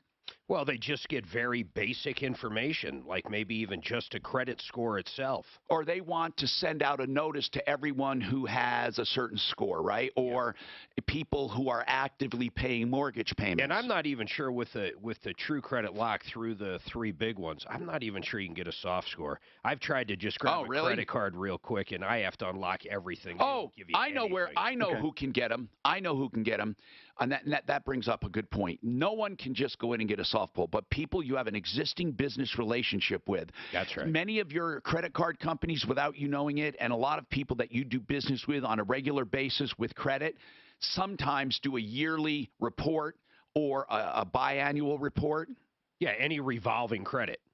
Yeah, if you have a pre-existing case, a credit lock does not count against them. But listen, a title lock is just what I said. It's not even a lock. No one can prevent somebody from recording something. I mean, what they can do is be disputed. So I have one more question. Yes. And that is so this is something I can go to the county and just check the records. You can do it every month if you want. Yeah. Once it's been filed. By the way, how much do they want for this service? $15 a month. Oh, Bill O'Reilly's pushing that stuff now. That's a lot of money. Now, listen, is it useless? Not if it records. No, I mean, it keeps you aware, but I don't, listen, I don't like it. $15 a month is a lot of money. I'm Tom Martino. We have more coming up. So you think because what the a great market's idea hot, It's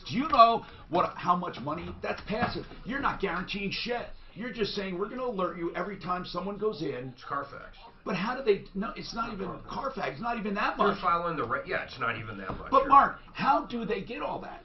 Probably right through an API. No, I would guess they put it in their computer. Once you sign up, they have your address, and then they just monitor it. But how? How do they? I don't know their. I don't know how their technology. Well, I'm saying, why don't we do it? I mean, people don't need it, but people would like it.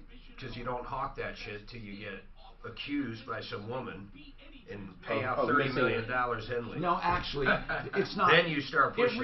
It's not useless though. No. But it's not really. It's just a monitoring. You've owned a shitload of property in your life. Yes. In fact, I'd reckon to say more than 99% of the population. Yes. Yeah. Have you ever had a title lock? Have you ever wished you had a title lock? No. Has there ever been a purpose, if you did have it, it would have done something? No. But, Mark, there are a lot of people out there that are thank much you. more... No, I got you. When was the last time you went and looked? No one does. None, but there's a lot of people out there that have alarm systems, bars on their windows that are very sensitive to things. Oh, you're saying people would buy it? Yeah. I think he's saying he wouldn't feel good selling it though. No, not that. But I don't have bars on my windows. I rank it up there with stem cells. But there are people. Hey, in a bag, stem cells in a bag. Oh, yeah. That's Don't knock stem cells. They've been helping us. Both my wife and I. Real stem cells. Yeah. They're your own stem cells. Yeah, she had stem cells on both rotator cuffs. One shoulder is 100% healed, the other probably 50%. At Centeno? Yeah. You know, it worked. My favorite story about your wife, though? Yes, she left her purse.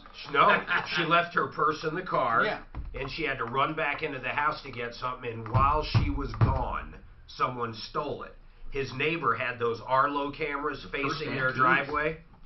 He went over, watched the video, and they found the thief. Yeah. Who was the thief?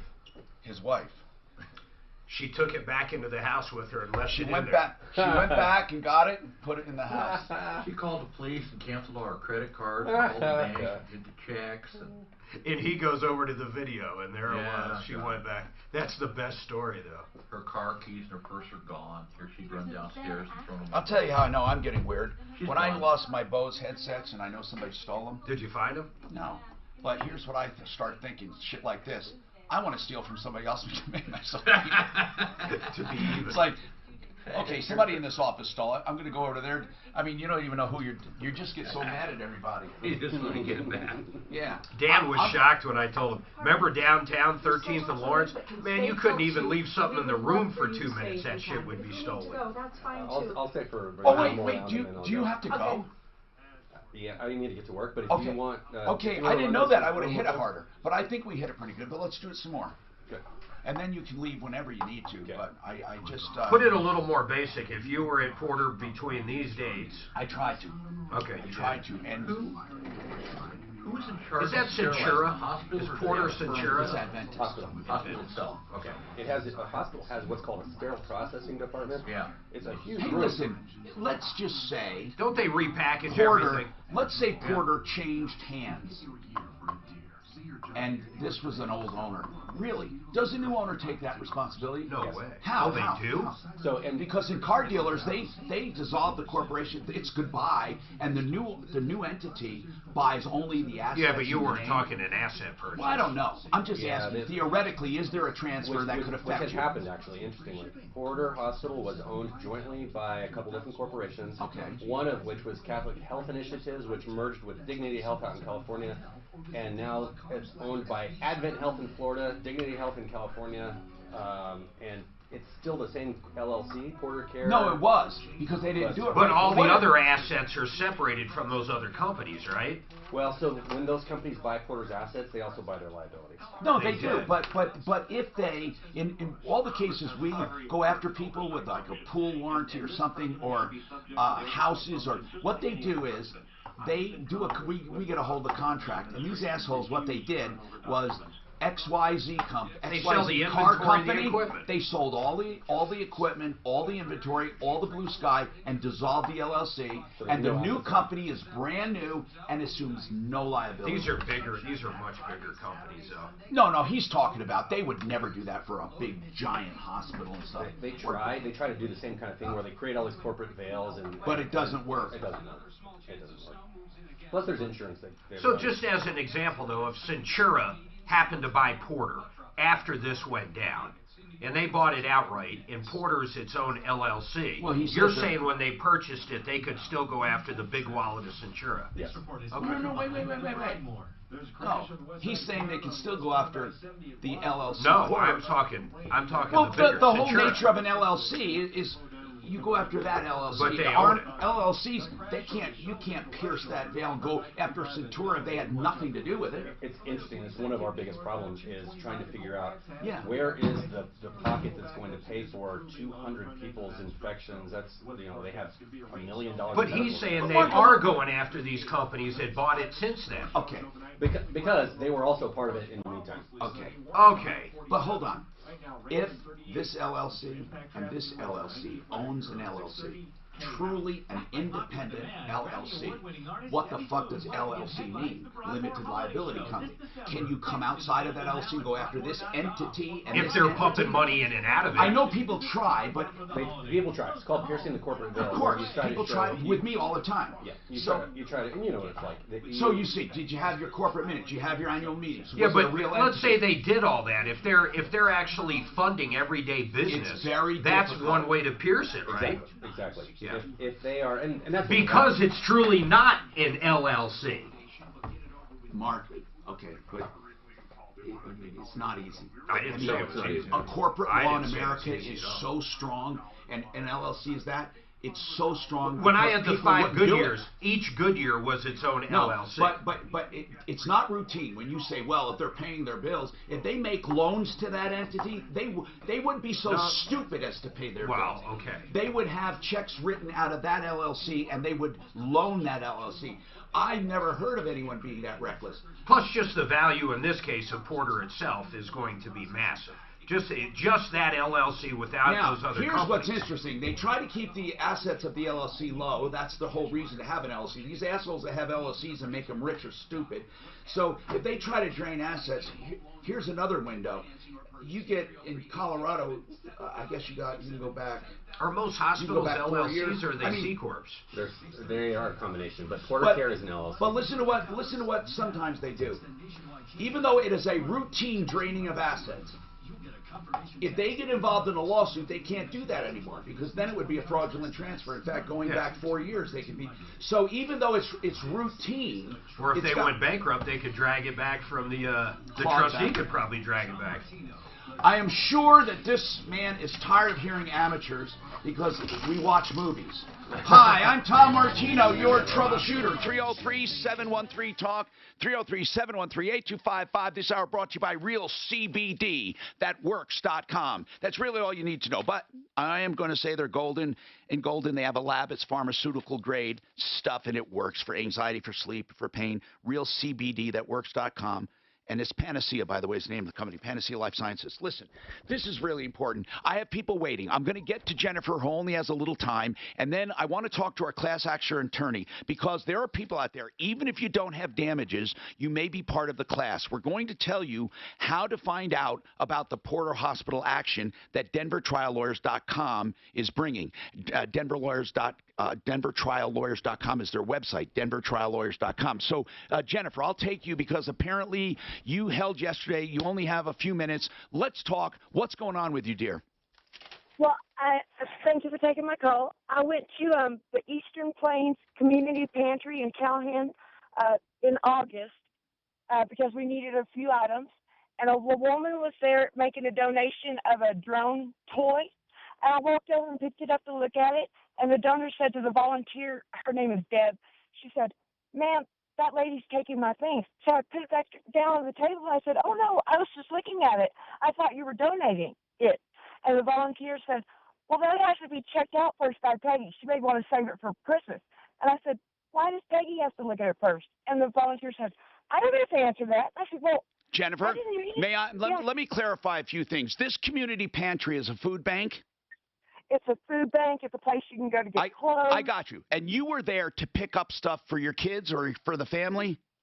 Yes, sir. Okay. Now, while you were there, you thought a woman donated this drone. Right. I thought she. I get it. I get it. And then you picked it up to look at it. Correct. Okay. Are things in this market or this pantry, are they purchased by people in need, or are they given No, to? Sir.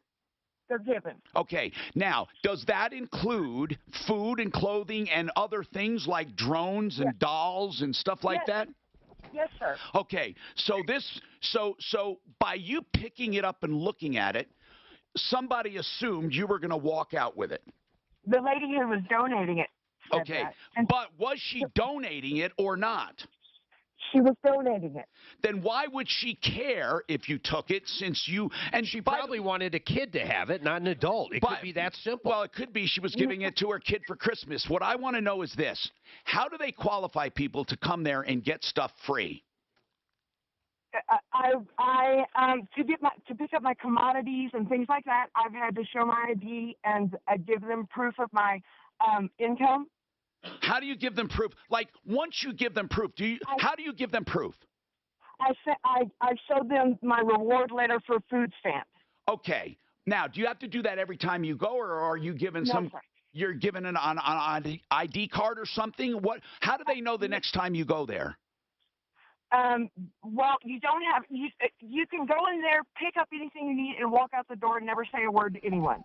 But if you want to pick up your commodities or get emergency food, you have to be, signed up, show them your Okay, but what about if you want a toy for your daughter? You can just take it and leave? Yes, there's a toy section, but Okay, there's a toy so section, anyone can walk in and take toys and leave. It's part of the community pantry. Toys, clothes, household items. Right, but to get food, you need to have proof of low income. To get your commodities there. Okay, and, right. Now, what is the big deal that you picked up a drone and this woman thought you were going to take it, and all you had to say was, "I'm sorry, I thought you were donating it. Have a nice day." I said, "Oh, I didn't mean anything by it. It's just my 12-year-old son has his birthday on the 19th, so something like this would be great." And the donor, the volunteer said, "Well, Peggy has to check it out first." I said, "Okay, why does Peggy have to look at it?" She said, "I didn't have to answer that." I said, "Well, I didn't mean anything by it." Well, and she probably doesn't have to answer that. Jennifer, other than having your feelings hurt, you could look at it. Jennifer, I'm sorry. other than having your feelings hurt, what's going on right now? Were you charged with a crime?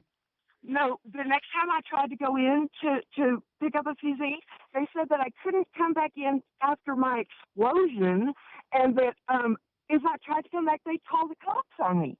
Okay, so you're banned. Are you banned from there? Are you banned from there? Yes. And I didn't do any. I told the lady, well, I was just hoping maybe you could look at it instead, Peggy, because my son's birthday is on the 19th. So Jennifer, you're asking us after the fact to go in there and try to change their perception. But I want to say something. They perceived that you overreacted or exploded. Why? I don't know. Nothing like that happened. I'm a very calm, very nice person. Jennifer, I've never been in a Jennifer, yes. No one is ever 100% as they perceived. Nothing happens 100% from our viewpoint. Listen, I swear to God, I was at a party one time. I swear to you that this woman said, Tom Martino, I hate you, and punched me in the face. I swear to God it happened. And you know what? Hold on. Then she accused me of trying to swing at her first. I swear. Okay, no one saw that. But her friend said, no, I think you were kind of raising your hand a little. And I said, what? And so, listen, while I thought they're 1,000% wrong, they were right. I wasn't raising my hand to hit her, but I remember what I did. I was going to point and talk. I gestured, but I wasn't going to hit her. I don't think she thought I was going to hit her. I just thought they made that up. But it's never, as I said, I was very calm. I wasn't. I said, how dare you, confront me in public, blah, blah, blah. So what I'm saying is that I don't care if you think. It doesn't matter what you think. It doesn't matter just what they think. It matters what resulted. And why would they make this up is what I'm going to ask you. Why would they come up with this story? Mr. Martino, I can tell you almost verbatim what happened that day. I'm not asking. Jennifer, okay, I'm going to put you on hold. Jennifer, I swear to you, I don't need a story. In order to have credibility, we need motivation. I want to know why they decided that they wanted to make up a story about you overreacting so they could ban you. Why would they do that? It makes no sense. I can only conclude that they thought you overreacted and exploded. I'm not saying you did. I am saying I think they perceived it. Is that possible? Well, sir, that was the complete conversation. What I just told you, that was a complete conversation with the volunteer. I'm asking you, Jennifer. Jennifer, may I ask you a question without you going back to the beginning of time? I'm asking a question. Here's what it is. Why do you think they concocted a story about you exploding in order to ban you? Why? Sir, I'm baffled. Mr. Martino, I am baffled. There was only one volunteer in there. She's the only volunteer I spoke to. But you say they're lying, right? No, well, I'm just saying that I don't understand why she would say that because neither do I. Neither do I. What I said to her, and that's hold why I on. told you. Did you try to apologize? I did, and she said, "Well, you're going to have to talk to Cheryl." Okay, listen, Jennifer. I think just by hearing one side of the story that you probably overreacted. But I told you verbatim. Jennifer, you didn't hear me say you did anything wrong. I don't think you should be banned, but you probably overreacted. You probably did. It took me years. It took me years to figure out what overreacting meant, and it didn't mean what I thought it meant. It means what other people think. Perception is reality. Listen, it is. I don't want to. It doesn't matter if I say, "Oh no, I'm a kind, gentle, wonderful person." If everyone perceives me differently, I can't call them all wrong, or I can't even call one person wrong. They might be more sensitive. I'm saying I don't think they made this up and have a conspiracy to keep you out of the community pantry. Mr. Martino, I did not raise my voice. I did not speak in harsh tones. I did not say harsh things. I went to the lady who was donating it, and I told her, I said, "Man, it's just my son is going to have his birthday." Jennifer, you've told me this now 5 times. And what I'm saying to you is, I don't care how you perceive it. It doesn't matter. What matters is how they perceived it. Do you understand that how you perceived it does not play into this? Because you are banned. If we want to get you back in there, we have to figure out why they perceived it that way and explain to them you did not mean it to be perceived that way. You don't deny what they feel. You figure out why they feel that way. Do you hear the difference? You don't deny it. You can't deny people's feelings, because as soon as you do that, they put up a wall. So what you do is you try to look through their eyes and you try to figure out, why are they perceiving it this way? When you figure that out, you can deal with it. But you are not attempting to do that. Now, I want Daphne to call. I know Deputy Clint offered to call. Daphne this is made for Daphne. That's it. You understand the circumstances, right, Daph? I got it. We're not trying to convince them she didn't act inappropriately. She is sorry for it and didn't mean for it to go that way. What can she do to get back in there? Let's just talk about it. It's Ross Kaminsky. Mornings at 5. I'm sorry. I am going to talk about that before you leave. I got to get one more plug in. Because we're getting too many inquiries, so I have to clarify it. We tell by all of our instant messages. And I know there are a lot, I can't believe how many people it affects, because I'm getting a lot of inquiries. Probably somebody there that took it real sensitive and she went to somebody else. So what I'm going to say is, if you were treated at all at Porter between this date and this date, call you guys. You guys can parse through whether they're part of a class or not, right? Because if we leave it to them, they're going to say, well, we're probably not. What we want most from is the people that, like clients, have got an infection, because they are worth it. But the class has you guys some money. Yeah, and that's why well, assuming we get it. That's still in the same right. But, and you know what? A lot of people, they don't freaking know the difference. And then there's joinders. I mean, people just. Or not, it doesn't matter. Here's the problem: is, my God, in your profession, I can't believe you must be so frustrated on how many experts there are, including morons like me on the radio. I mean, you think, my God, you must. Sometimes you must just shake your head when people say, "Well, I know that I have a case." That's criminal. Unjust enrichment. They come up with these terms. Or what was this one? Something about termination, unjust terminate, or something. They all come up with these slogans they hear. Nepotism. And I think, well, yeah, there's no law against nepotism. What?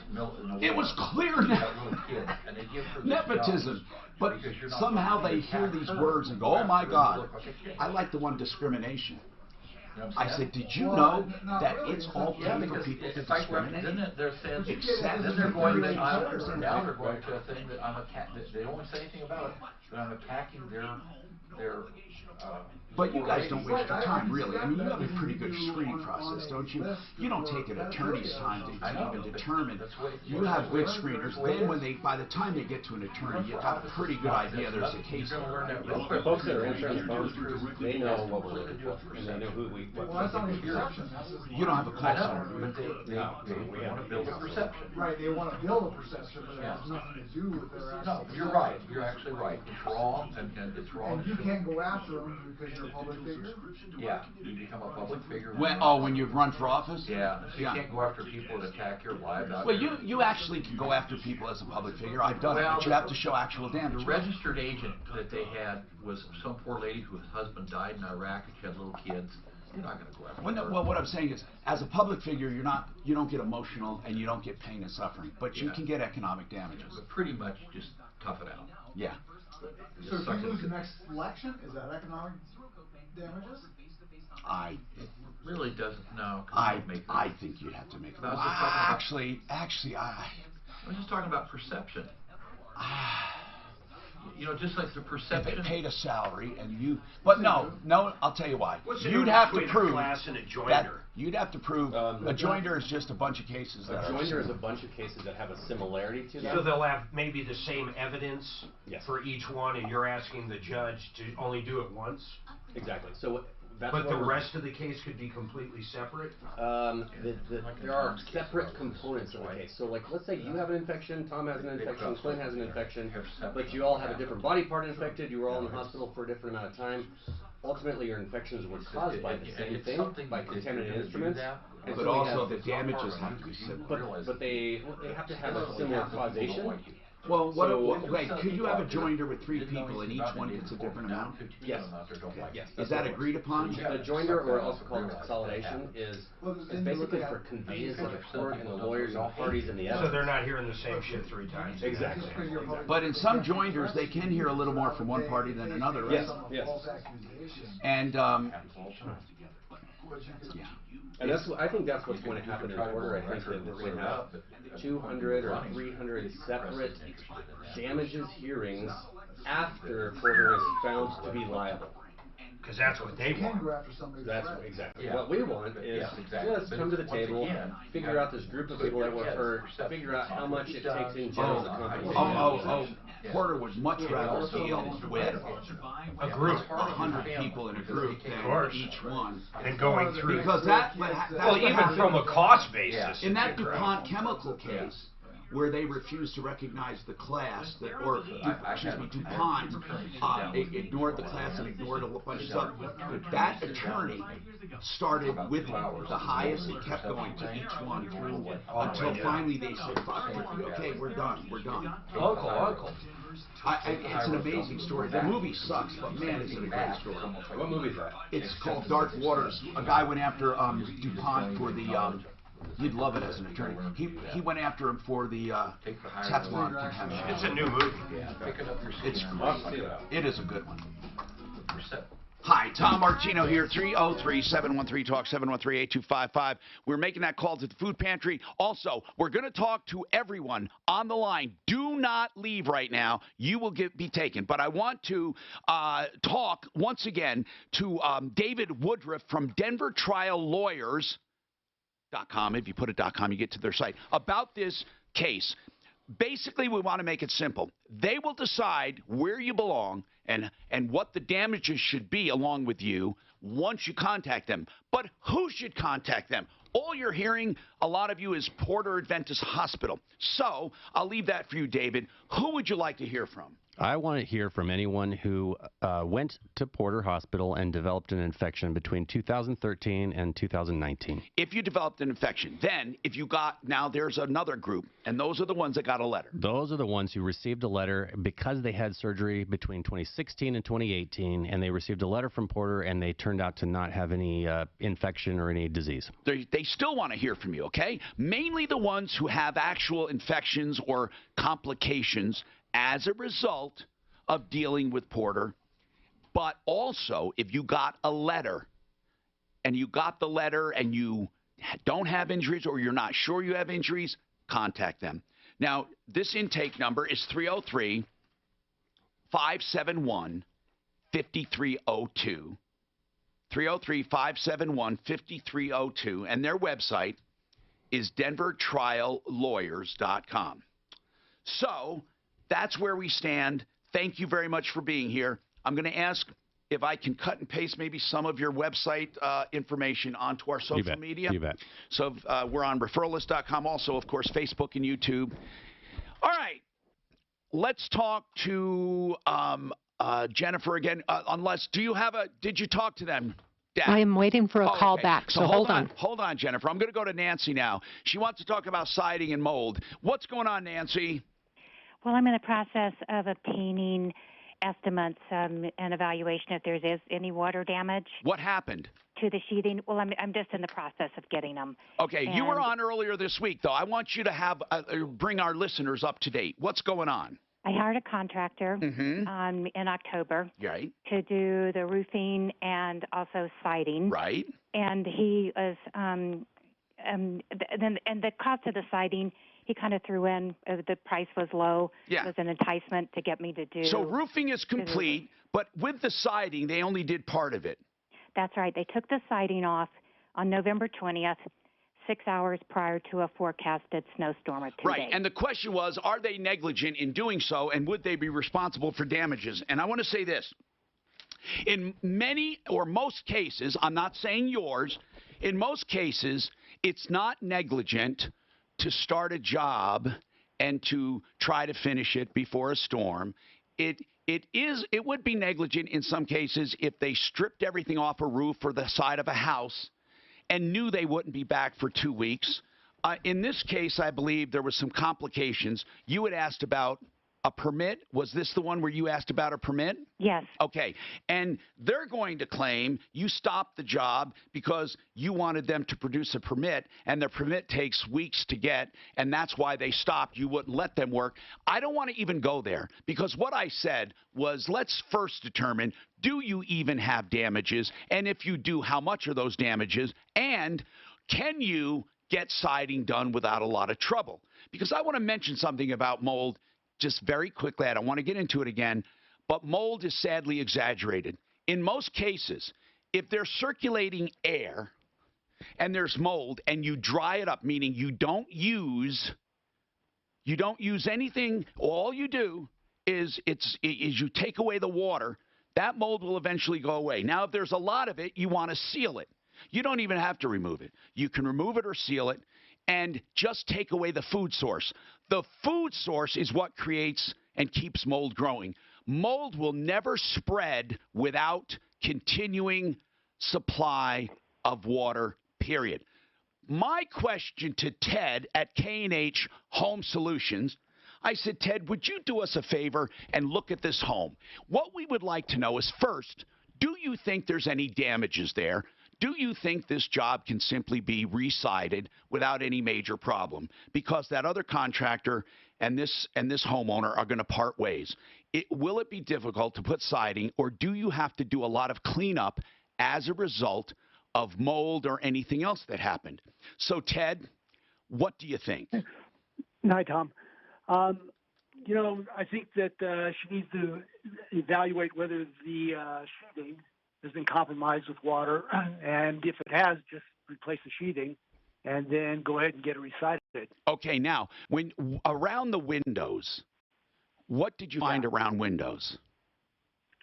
Well, they put the house wrap up around the windows, and they put on some of them they put some casing around there. Why did they put casing on before replacing the siding? Well, because they were probably going to butt the siding up to the casing. Isn't that a weird way of doing it, or is that is that accepted? It's accepted. If there's not with that kind of siding, you need to put some kind of casing up there to finish it. I mean, but can't you put the siding up and then put casing over it? You can, but if the windows aren't set far enough out, it's going to look pretty weird. Oh, it's going to, okay. Catch moisture there. So I guess what I'm asking is this: not whether they cause damage, but the work that was done, did it look substandard to you, the work that was already done? It wasn't done properly. For instance, I sent you some pictures. They didn't do any flashing. They took the siding down to the deck. Well, forget that. They didn't do any flashing there. Oh, yeah. So, that's just stuff. These guys are roofers that think that they can hang siding because it's just a roof. I see what you're saying. I see what you're saying here, and I see what you said about the casing. So basically, it was improperly done to begin with. So now the next question. If she called to get siding done, would this cost more than normal because of the state it's in? Boy, probably not tons more. It depends on if the sheathing needs to be replaced. Well, let's just say, worst case scenario, all the sheathing needs to be redone. Would that substantially run the price up? It would add to the price substantially. Like probably about 15%. Do you know what it would cost on a house like this to side with a pretty good siding? Comparable to what she has there. Well, what she has is, it becomes a judgment call. I mean, to what they were going to do is what I mean. What would it cost roughly to side a house? Listen, if you don't want to say it, I don't mind, Ted. I'm just curious if you give us a ballpark. Yeah, she's gotten quotes about $4,000 to $5,000. And that's pretty accurate. Probably in the ballpark, yeah. Now, if she had to add sheathing, how much would that add to it? Probably another $700 to $1,000. Yeah. So you see, here's what I think. Nancy, I truly believe this is not, I mean, if they're not charging you for siding, they did the roof, and you guys parted company, I don't really think it's worth going after, even if they were at fault. And I don't think you can say they were at fault. They're going to say you stopped them because they didn't have a permit. But I didn't stop them. When they were... No, I didn't say you did. I said they're going to say, here's what I said. I don't like moving on when you don't get what I said. They're going to say you stopped them. I didn't say you did. That's what they're going to say. So let's move on from there. What would you do if you went after them? What is your claim for negligence? Because they didn't properly shield around the windows. And you heard Ted, the maximum damage is $700 to $1,000. Yes, and then they were only going to charge me $1,500 to do the cost for the siding replacement. $1,500 was underbid. It was an enticement to use them for the roof. I understand that, but you got the roof done, and the roof is a good job. So really what I'm getting at is this, Nancy. You have no damages here, really. At the most, now that's if it has to be resheathed, if you got about $700, $800, maybe $1,000 at the most, but that's if. You don't have, even though you don't like the company, that's it. Even though they bid $1,500, that doesn't mean you have to find someone to do it for $1,500. If they underbid it and walked away, what do you have? Can you make them do it for $1,500? That's called specific performance. There's almost never been a successful bid or lawsuit for specific performance. That's where you say to someone, Your Honor, this company promised to do it for $1,500. I have a contract. I want a court order making them do it. Whenever that happens, it's almost always a disaster because they don't have their heart in it. I guess what I'm asking, what do you want right now? What do you want? Well, I would like for the contractor to pay for the difference between his price of doing the siding and another company. Because he underbid it. So because it's going to cost $5,000 or $6,000, why would they ever owe you more money? How did that how is that a damage to you?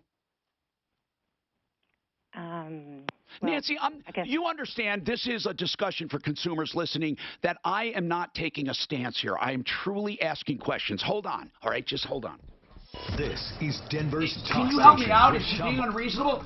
Just because the guy bid $1,500. I think if I had to guess, what she's saying is because he's making all that profit in the roof part.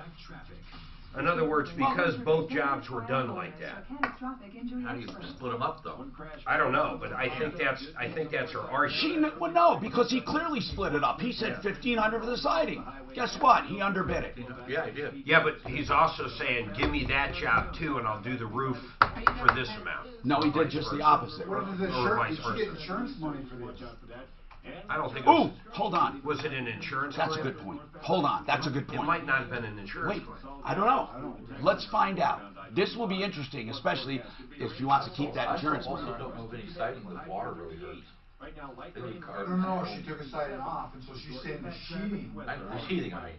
Yeah, it was hurt. Could have mold. That's what she was worried about. Nah, fuck that. I mean, right, I agree. Yeah. Especially they leave them sheathing for months sometimes before they do it. I know. Usually they dry it in with a Tyvek or something. Yeah, but I got this. Fix it 24/7. The way you get to them, it's so easy. FixMyHome.com, and that's where you'll find a $39 service call to find out any problem, no matter what it is with plumbing, heating, cooling, electric, or drains. They'll find the problem no matter how long it takes, and when they find it, they'll fix it if you want them to and credit you the $39 so you're never charged for a call charge if you have the work done, and they promise 100% satisfaction guaranteed. 720-526-3939. Also, you have the $39 Clean My Furnace. Now listen to this. It's very important. For new customers only, they want to show how good they can do, and they'll spend 2 hours or more on that thing, taking it apart to the extent they can and practically refurbishing it. $39, and guess what? You may get a $1,000 gift card because they're doing a special promotion. If it turns out you had the dirtiest furnace at the end of the month, you get $1,000 in services or products from FixMyHome.com. Call them for details, FixMyHome.com. I don't even know why anybody would want to vote for Biden. Look at this. Look who that is. Is he really that? Oh, when he talks, it's he's creepy. You know who that is? Creepy. He can't finish a full sentence. What, Mark? Dancing with two blonde girls. This is Biden? No. Oh, the juice is loose. Mark, who is it really? Yeah, OJ. And wait a minute, they're dancing with him knowingly? Yeah, jail. Oh yeah, he's on Florida. I don't know. You can see him now. Oh yeah, he's been out. Okay, so let me see. So he's at a. How does he make a living, guys? Probably doing this. No, fencing for football. Oh, that's right. They couldn't touch his retirement. Right. Yeah. That's right. You're absolutely right. Can you imagine if he was at a bar that people don't look at? And all his memorabilia he got back. Crazy update. Oh, Delilah. Don't tell me. Okay, I'm not. She's sending you the email. I want you to forward it to me, Tom, everybody. Cool. What is Sending it to help, not Dan. Who is sending it? Are you done with Ted? Who's sending At the PNH? Are you going to give him a shout out? Okay. Will you do? Oh, did you do a shout out on him? Okay. I can't imagine. You know what it's going to be. Mark, what is your point by showing that video that he shouldn't be dancing, that he should be suffering the rest of his life? No, the two blonde girls. It had nothing to do with OJ. I can't believe two women that look like the woman he cut up into pieces are dancing with him. That's all. Cut her up.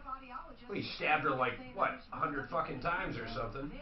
If it doesn't fit, they didn't quit. I know that's.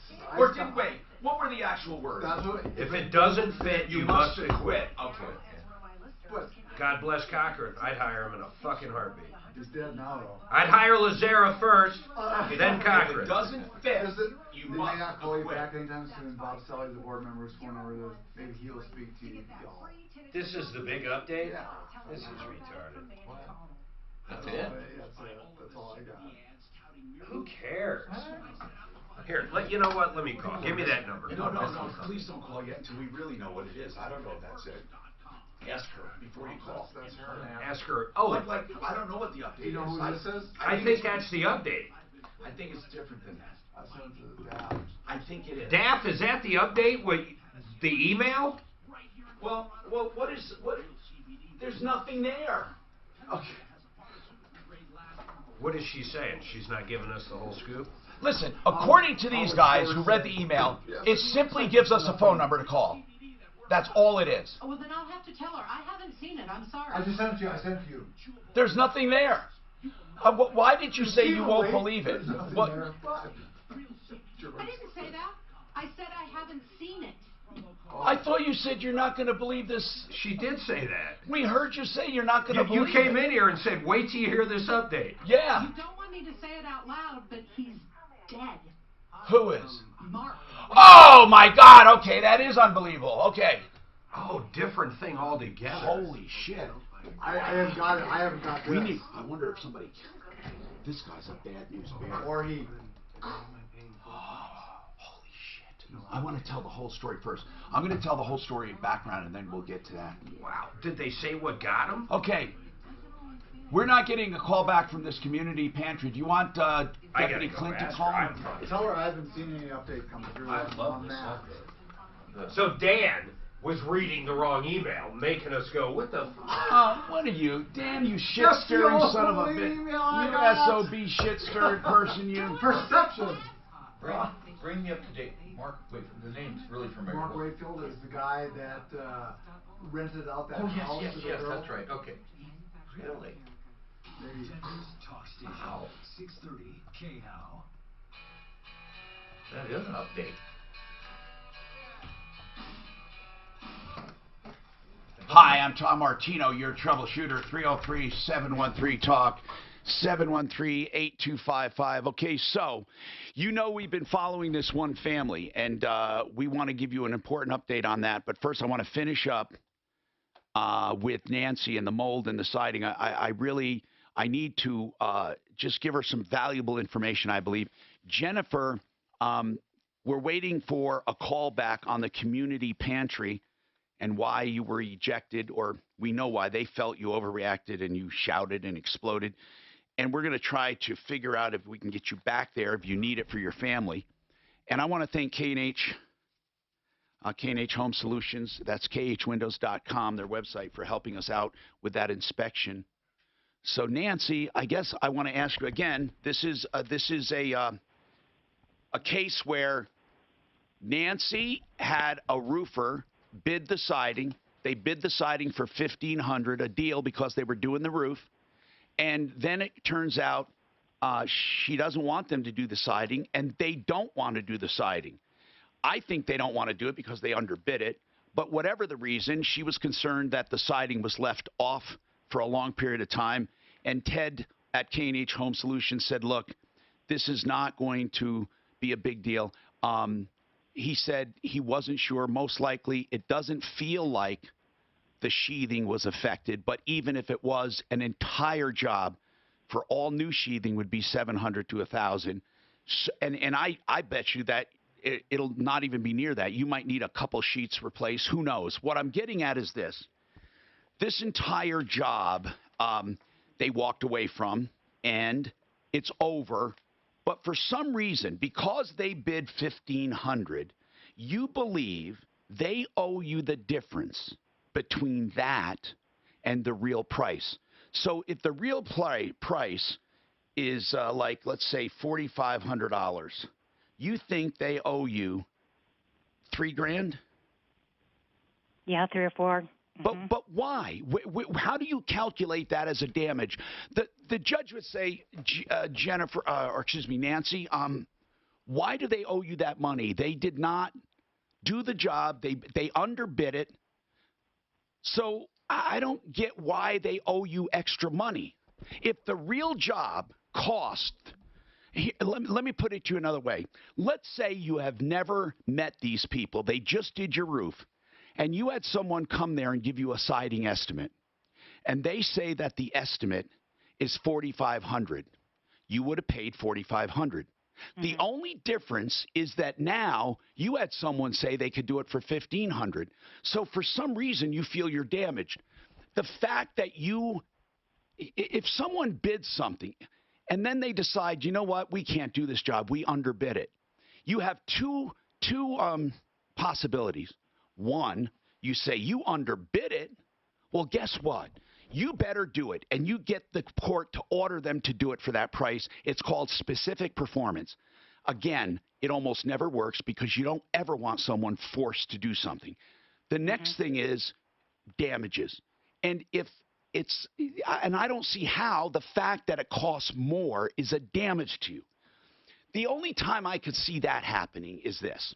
Let's say there was a 1-week period you had to have this done. You had to have it done, or the HOA wouldn't let you do it. I don't know. This is a crazy example. And then they said, oh, don't worry, we'll do it for $1,500. Then it came to that day, and they said, oh, never mind, we can't do it. And as a result of that, you had to hire someone for more because it was a rush job. Then you might have a case. Or let's say everyone could have done it for $1,500, but these guys did not do it. And in the meantime, let's say, because of that, there was a price increase on materials. Then you would have something because they cost you that. They did not get it done when they were supposed to. But the fact that these guys did not get it done when they were supposed to is not costing you an extra dime of what it would have cost anyway. Mm-hmm. It just, and again, I don't even know why I'm wasting my time. I guess I want people to understand how they calculate losses. And I'm giving you opinions, not legal opinions. I don't know if you could ever find any court ever to agree to that. Oh, what if the guy said, you know what, Nancy, we can do that for $100? Was this thing insurance?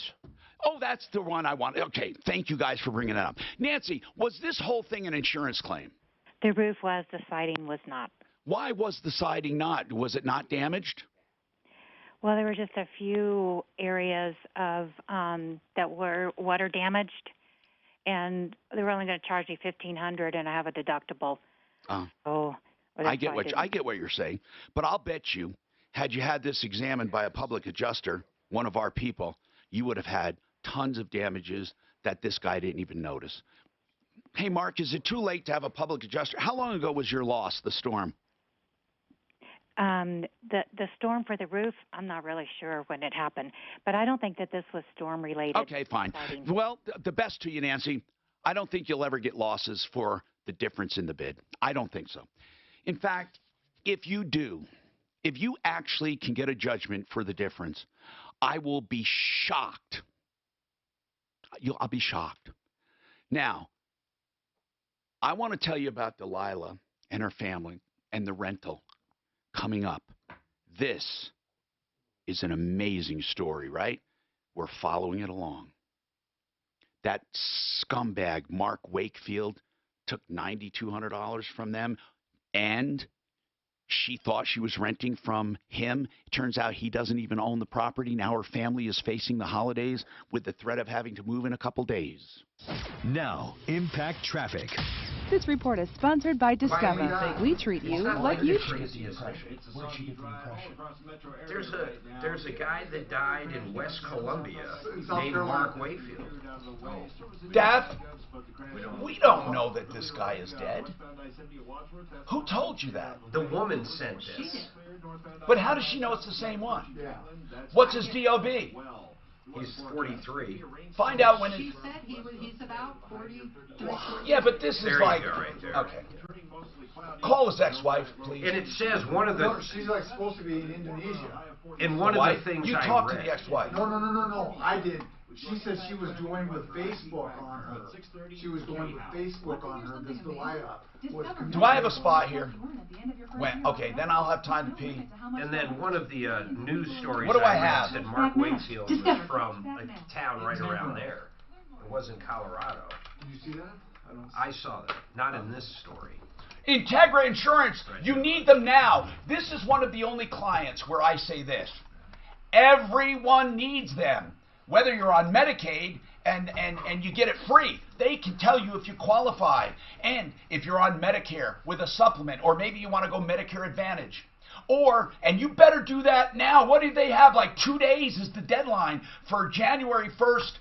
Stuff for Medicare and supplements and Medicare Advantage. You got to call them. You only have 2 days. IntegraInsurance.com. Integra, they are fabulous people, and they give you advice, and it's all free to you. You never save money going direct to the insurance company. IntegraInsurance.com for all your health insurance decisions. Health insurance made simple and smart, whether on the exchange or off the exchange. 303-466-5500. 303-466-5500. IntegraInsurance.com. Yeah, this says this Mark Wakefield was from West Columbia. No. Wherever the fuck West Columbia is. No, we have a great plan. Yeah. You won't do better. So I don't know. I like what I have. That's exactly how much time? We would have looked like fucking morons. Well, Mark, just keep investigating. There's not, I mean, it says he's from some other state. Fake news. Lady with the siding. No. I know about that, but perception. She has a perception the job should be for. Well, the only way I disagree with Tom on that is he said, you know, we're going to do the roof for this amount because insurance is paying for it. Yeah. If you let us do the roof for this amount, we'll do the siding for this amount. And they may have enticed her to get that's the only more profitable job on the roof. Yeah, because they okey-doked her some way. Yeah. They probably got... I bet if Matt went out there, though, he would have got the siding paid for anyhow. Yeah, I agree with you, too. He got me 58G, man. Wow. Here's your garage done? Yeah. So now I haven't had the final inspection, but how do you like my bus is in it, my shit's in it. I love it. Love it. You know, during the winter, you never really use it besides storage. Have you tried to heat it? Furnace I'll put in. I got my buddy looking for one. I'm looking for a used one. Furnace or a radiant? No, furnace. Propane. Okay. The radiants. I'm looking for a used one that came out of like a big shop. Yeah. I'll set that fucker at like 40 degrees. I'll never use it. I'll use the propane a lot though, because if you buy propane 250 or 500 at a time, you get it for 99 cents a gallon or less. So I can fill up my bus and I can fill up my own propane tanks. Yeah, that's a good idea. Does if you get a furnace that's not propane, it's really easy to rejet them. Oh yeah, I know that. But most of them are. I guess some of them could be both ways, but we're talking those ones that hang down. Yeah. I've got them all. It's so well insulated. I'd like to learn how to and see where those jets are, because barbecue grills, going natural gas. You just change it out. Yeah, but where it's right where it blows into the. Is it just a little jet? Yeah, just a little jet. What is it, finer or bigger? I can't propane is finer because it has a higher BTU. Yeah. So really, you could just switch it. Or you could drill out. If you go to natural gas, you could drill it out. I found the size that I had to have from a gas place. For a furnace, you'd never want to do that. Maybe for a barbecue probably grill. Not. Right. Yeah, I did it on a furnace. I did it on a big. I'm just saying in general. It's going to work or not. Yeah, then I guess if you fuck it up, you'd simply just go buy the right one then, right? I just found out what size it was and ordered the drill bit. And then it was like a number 204 or something like that. And drilled it. His ex-wife sent it to her. Who? Oh, really? Mike Wakefield. And he had an Acura SUV. So I guess because this says he's from West Columbia. Was he in an auto accident or what? I don't know where he's from. How did he die? In the auto accident, head-on collision. So she was supposed to, Delilah was supposed to send us the contact information with his ex-wife, but she never did. She was also supposed to send us the lease. We can send the information to we can report I got the board of directors from the community plane thing on. Oh, good. Jennifer back on too. Oh my God, good work. So. Good. I think this is going to be a best of show. This will be just like Delilah, I bet. Tom, you watch. This is going to be a best of show. So that whole Delilah thing's going to fall apart. The whole thing has been good today. Don't you think, Dan? I just think she hasn't said anything we've asked for. Why wouldn't she send the lease she said she signed? And why wouldn't she send the information on Mark's wife? And apparently Mark's wife is the one that sent her that article saying that the husband's dead. Well, that's news. Did she tell you she was going to give you that info? Mark. Yeah, well, she said, and I emailed back that to her. That's a possibility, but I don't know why you project this negative kind of thing on her. I don't know what it is about this case that gives you such doubt. You know what I mean about? I'll tell you why. Because I think she was totally in on the whole thing. That's why. Well, in on it meaning let's screw these people? No. No, in on it. Let's get in here without having to qualify. And once we're in here, they're going to let us we know stay. we're not supposed to be in here. Let's go in here. Okay. I think Hi, Tom Martino, your troubleshooter, 303-713-TALK, 713-8255. Okay, one thing at a time, all right? Delilah, in her update, needs to hold on till we have a little more time, but I want to get Jennifer. Jennifer said that this East Plains Community Pantry, that they basically kicked her out because she overreacted and she was exploded over a situation where she was accused of trying to take something. It was a drone she thought was being donated. She said she picked it up to look at it, and the woman assumed she was trying to take it, and there was a scuffle. And, of course, she says she never, ever, ever, ever overreacted. In fact, she hung up, didn't she? Did she just hang up? She did. But when she found out we actually had someone from the East Plains Community Pantry on, she hung up. She had an opportunity to address both sides of the story. She goes, I never raised my voice. I was so calm. I treated them with the utmost respect, and I have no idea why I was asked to leave and not come back. So first of all, I wanted to ask Bob, first of all, it is very, very weird that she hung up when she had an opportunity. No, she had to go back to work. Okay, all right, then I don't, okay. Bob, first and foremost, was she kicked out and asked not to come back? Yes, she was. Okay. Why, Bob? Well, the reasons that are stated in the letter that was sent to her is for verbal abuse of our volunteers and choosing to make a scene which disrupt the peaceful business of the pantry. Okay. And, Bob, that is absolutely your prerogative, and you have a pantry, and it's for the, you want to keep order. She swears, and of course listen, it's not uncommon to have different perceptions, but she said she never once raised her voice. Well, it wasn't just her, it was her husband, too. I don't think she mentioned her husband's business. Never mentioned it. Yeah, he didn't come in very nicely. Is there, did he come back, or was he waiting outside? No, he came later. He came back. Oh, really? So, how dare you accuse so-and-so? That's right. Okay. That's right. Bob, were you there personally? No, I was not. Okay. Now, does this happen where people can get back in the good graces, so to speak? I mean, if they're in need, is there a way or not? You just tell it like it is. Yeah, our pantry is all volunteers. We have no paid staff. Everybody is giving their time out of the kindness of their heart. So I don't know why you would want to misbehave or be brutal or treat these people this way anyway. They're there on their own time and their own recognizance. No, I agree. I agree. And for anybody to come in, and our pantry's open for anybody to come in. We serve people. We serve 1,500 people a month in our food pantry. Wow. In little tiny town of Calhoun, which is only about 800 people. Yeah. So we get a lot of people from the surrounding area. And we want that pantry to be open and welcoming, and we certainly don't want any kind of a scene going on. I don't blame you. There. Is there a way, though? Can people make amends? Oh yeah. The letter also said that she was banned until she was banned. Her husband and her children were all banned from the pantry until further notice. Okay. So listen, she first has to acknowledge that it even happened, which she just won't even acknowledge. Yeah, we had a volunteer bring in a drone and donate it to the food pantry, and the volunteer said, "I want this for your holiday giving program."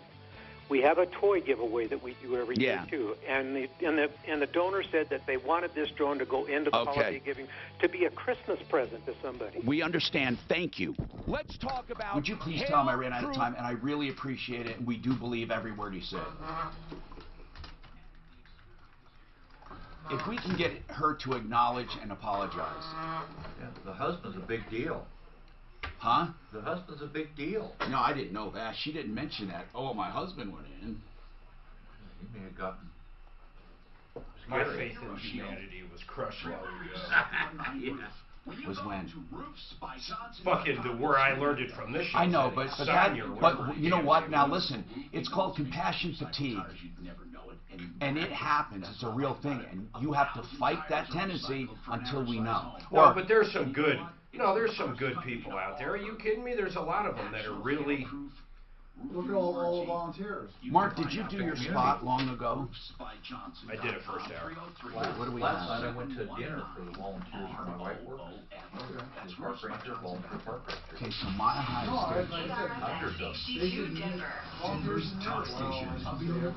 Do you know I have to go shoot something after this?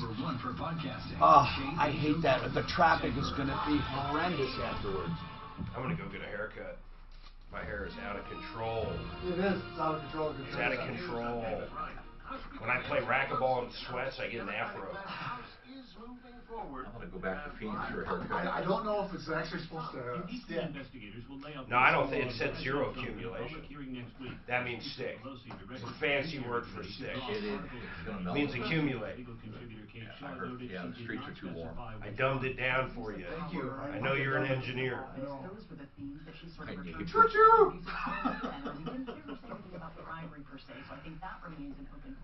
I bet in order to be a locomotive engineer on someone like Amtrak or what's the big one, Union Pacific?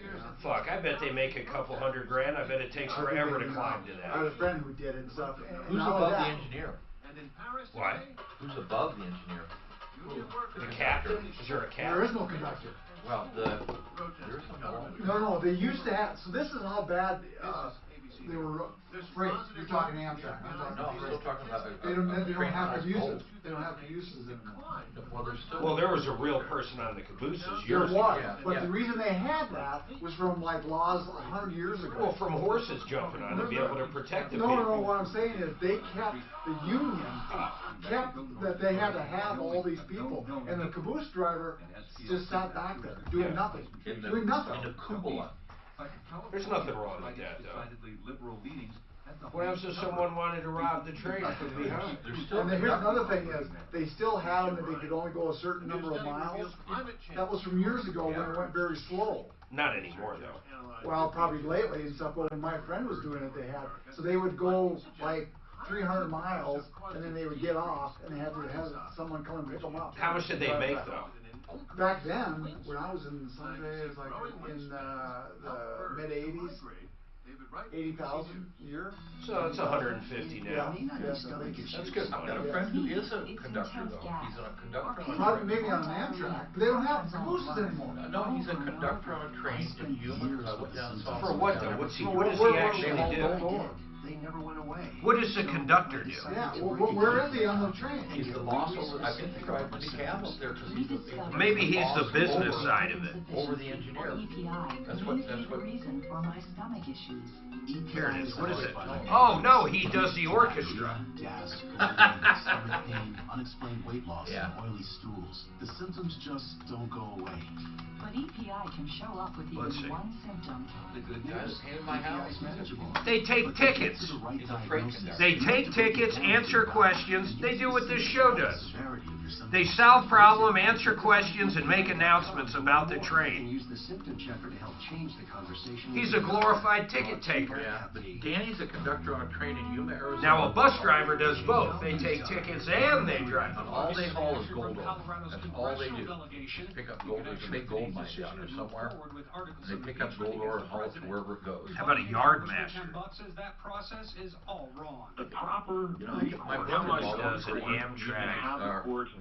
issue an order requiring a witness to appear or documents to be turned over, and it can go to the Supreme Court in an What's a cheap, like a frontier pilot just running like a Vegas-Denver route 5 days a week? What do you think they make? Okay, hold on. I don't know about frontier, but normal pilots start the commuters at about 45, but on the major airlines they start at about 80, 70 to 80, and they go up to 300, 350. You know, so most pilots are making over 100. Why? I'm just comparing it to an Amtrak engineer. They're at 100. I can find out real quick because my nephew is a captain on a frontier. And they don't make a lot. That's what he just said, under 100. What's that? You just Frontier, my nephew under is a 100. captain with Frontier. What does he make? 90? I don't, not probably 70, 80. The sought they after. start him at about The 45 or sought 50. after, Not very much. But the major airlines pay like starting 60 to up to 350. You'll get there, but Frontier's one of the lowest paid. Yeah, that it is. Oh, and same with Spirit. I mean, they are what they are. He just had to move to Vegas. You can't have the biggest thing when it comes to being a pilot is if you have a really big plane, you can't fly it. If you have a small plane, you can't fly it. right now in Denver. With your What? traffic and weather, I'm Janine I'm just trying to nudge. I know. Right now, there's a child living One of in our extreme tenants poverty was a with no captain future on a and no hope. 747 But flying you can bring international, hope when flew you Kobe become a Japan to San compassionate Francisco. international sponsor. And I guess when you Just get to that text the point word in your child career, to That's big time. 83393 yeah, he and said sponsor a it's child about right now. 700 an hour. If there's a time in your life when you should Big. While you're in the air. Yeah, but they had to give him to retire at 60. He got killed 2 weeks before his retirement. where running out is impacting your happiness. Never got to You enjoy it. have the wrong plan. At APO Financial, their name There she is on Stern right there. Look at her. That's actual video from it. protecting your assets. She looked good though. I'll give her that. Who are you talking about? Hillary. Asset classes. Like That's not Hillary. No, she's the one that was talking about. Oh yeah, she's looking really good. Yeah, There's Stern, and now there's Hillary. Oh, there's Stern. Oh, she's had a facelift. Oh, I don't know about that. No, shit. Do you think that's a result of a facelift or an accident? No, she has a lot less wrinkles. What? Are you looking at the same fucking Look at her forehead. I don't think she looks bad there either. Schedule your complimentary review. Call APO Financial today. Why are they not letting me do their commercials? I don't know, man. That's APOfinancial.com. Well, they must be getting tremendous results because I want them to know the value. You were right. The conductor is the boss. No, they're not. He takes the tickets. No. On a freight train. The conductor is the manager of the train. It is his job to on a freight train. Yeah. In charge of the other train crew. Yeah. So there's two people. He probably can also drive the train in case the guy has a problem. Really? So you're telling me on light rail? Oh, shut up, Mark. So you're telling. Hi, I'm Tom Martino, your troubleshooter fighting for you. We fight for consumers' rights. I've been doing this in Denver for 40 years and continue to go strong when it comes to getting results. We try to help people with everything in life, really. And what we ask is that you call us, and call us the sooner the better with a problem. Now, if you're listening online, a podcast, streaming, YouTube, Facebook, or referralist.com, and you're listening at an odd time, you can go to, like the archives there, you can go to 303 Martino, and you'll always get to us. Always. Even if it's a personal call. Oh, no, I don't want to talk to anybody but Tom. Just say that. 303 Martino, 303-627-8466. And we would be happy to talk to you. And we'll call you back if you leave a number, please. Okay, so this hour brought to you by RealCBDThatWorks.com, and it is Real CBD, Panacea Life Sciences. If you have pain, anxiety, discomfort, you need some help sleeping, they have formulations on their website, RealCBDThatWorks.com. Delilah is in the middle of this crisis, and I want to ask her some direct questions because we've been trying to help her and been doing a lot for her behind the scenes. So here's the situation. She said they were driving through a neighborhood. They saw a guy moving out of a house. Her husband had worked at that house before in his landscaping company. They said, hey, do you know if this house is for rent? He says, it is. She said he purported himself to be the owner. He said he would keep the utilities in his name, and it would be included in the rent.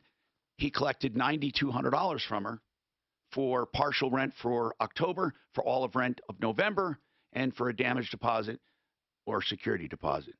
$9,200, almost all the money they have.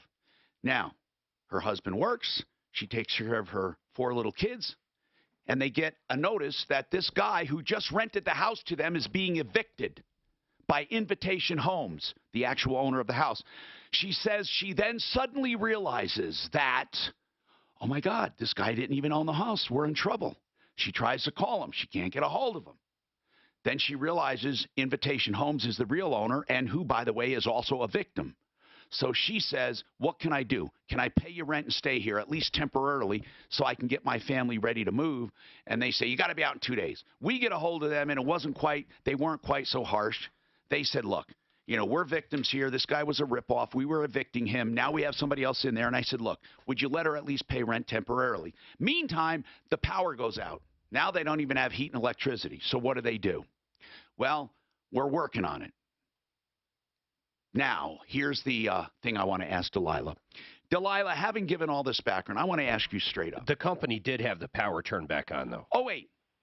So, well, no, it took me quite a long time to get the power turned on, but Invitations Home, Leah, the manager at REIA even said to me that Leah was hard to talk to and that she was beating around the bush. Here's what I want to do, Delilah. I want to give credit where credit is due. They didn't have to do anything, and they had the power turned back on, which means they had to take responsibility to pay. REIA had the power turned on. What's that?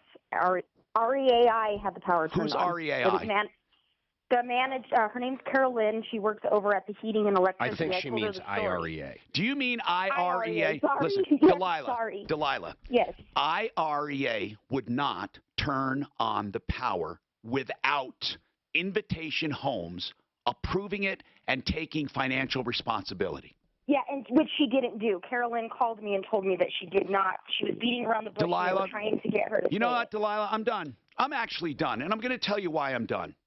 I'm trying to give credit. These people are victimized. They don't have to let you stay in there a day. And you're bitching because it took them a little while to get around to it. No matter how you look at it, you would have never had power ever without their approval. They could have said, you know what? We have squatters in the house. So the hell with them. We're not going to take financial responsibility for their electricity and for their heat. And all I'm asking, Delilah, is that you acknowledge that one thing. Because you know what? Without any appreciation, you don't get people to help you. That's all I'm asking. Yes, is it frustrating? It sure as hell is. She may not have called on your beck and call as quickly as you wanted her to. But for God's sakes, take some responsibility here. You pull up in a neighborhood and rent a home cold and you don't know he's not the owner? Here's what I want to know. Is it possible you thought, you know what? This guy's moving out. Let's move in. Once we're in, they'll never ask us to leave. This is a way to get a house without qualifying? I don't know.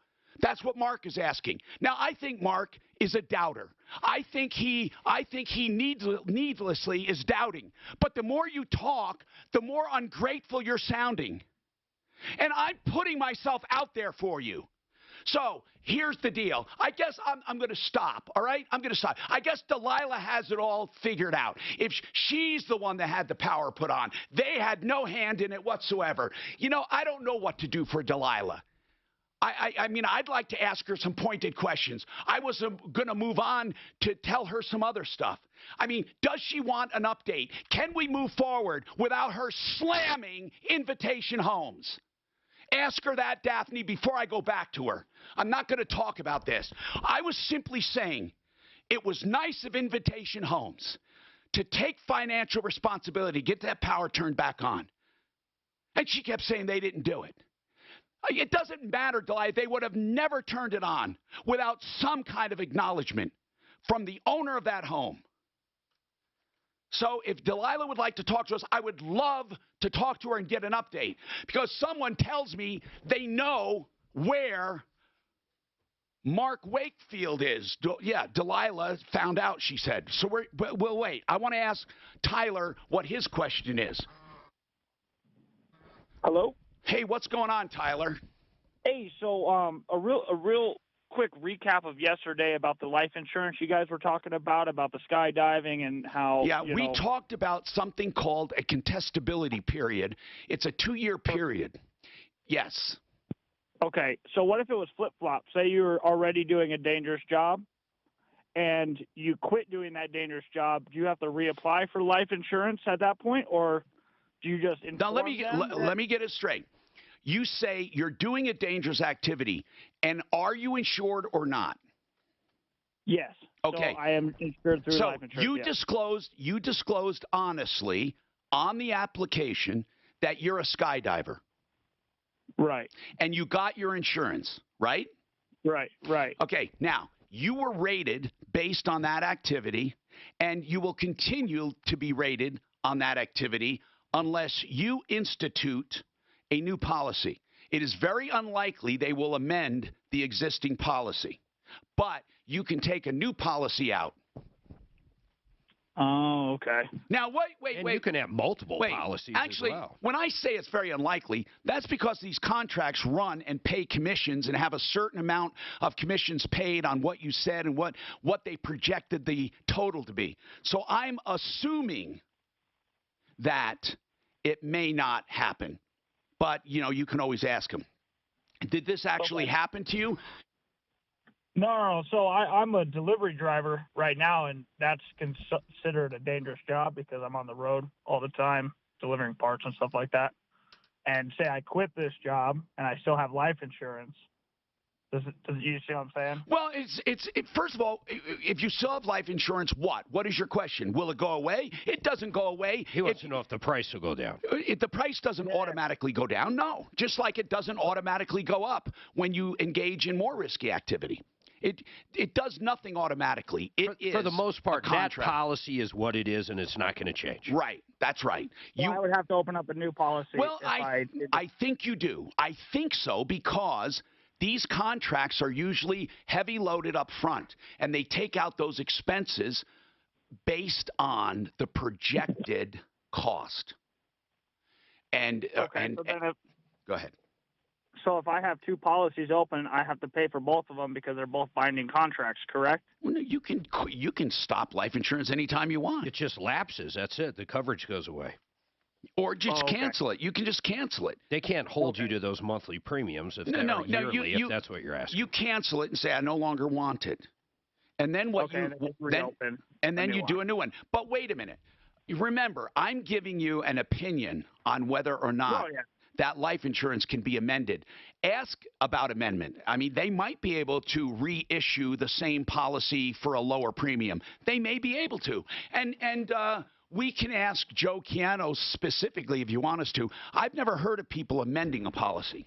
I haven't either. You know, because of the way they're written. And depending on what kind of life insurance he has, you probably do want to reshop anyhow. Shop numerous different companies. All right. Now, do you think that I was too harsh on Delilah just trying to get her to acknowledge that that the IREA had the power was turned on because Invitation Homes agreed to it? I don't know. That's the point. I want to help Delilah. I want to help everyone that calls this show. I simply don't ever want people in what I feel going off in the wrong direction. For example, when somebody bought a car as is, let's say, and they did every mistake in the book, and then they expect the dealer to do something, and when the dealer does something, they say, well, they should have never sold it to me in the first. I mean, what I'm getting at is you have to take responsibility sometimes and then be grateful to those who are trying to help you. When we come back, I'll talk to Delilah. She has a very important update. We're trying to verify it, but this is like spellbounding what we found out. I mean, we went, what? Yeah, and it has to do with this Mark Wakefield, the scammer who rented this place. I just want to move on, but I want to make clear that Invitation Homes, the owner of this home, was victimized as well.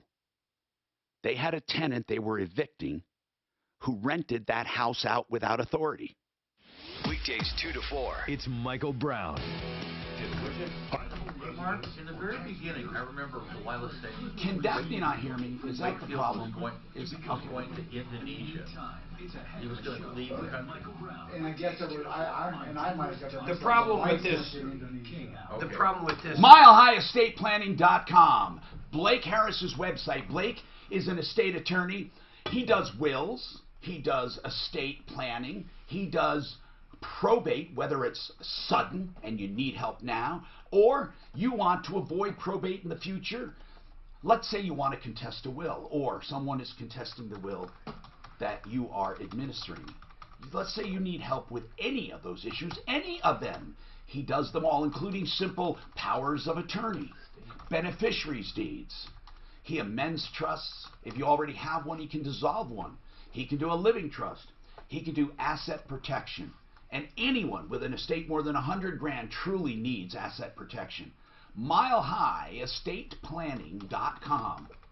This guy is really of service. Free consultations, night and weekend appointments if you need them. Free parking, 720-924-6171. 720-924-6171. MileHighEstatePlanning.com. What's your whole take on Delilah? I don't think she's complicit. There's more involved. I think there was a little bit, but I think they got. What do you think is more involved? I do believe they got screwed. Do you think they're complicit in that she kind of thought, hey, to her husband, listen, this guy, he's moving out. Once we get in, let's just keep paying the rent. Nobody will care. That's what I think. I think, and that could just like people do with a car that they're leasing. Yeah, they pass it on to someone. Right. I think she was actually thought she was kind of subleasing it, and the lease went longer for him, for Wakefield, and they were just subleasing through him. So you're saying she didn't think anything was wrong with doing that? I'm really bothered by the fact her husband worked for that guy. This is really important. Tell her I'm not going to go over the power. I'm not going to go over that bullshit again. Okay? I'm not going to do it. I'm going to move on from here. I don't hold anything against her. I want to move on, though, because it doesn't serve her well, tell her. It doesn't serve her well when she's complaining. I have already said that to her, but I will reiterate. And look at the 2 other calls in.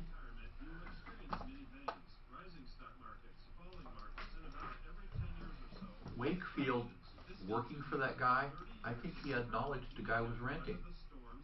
He wasn't the owner. If Wakefield worked for the...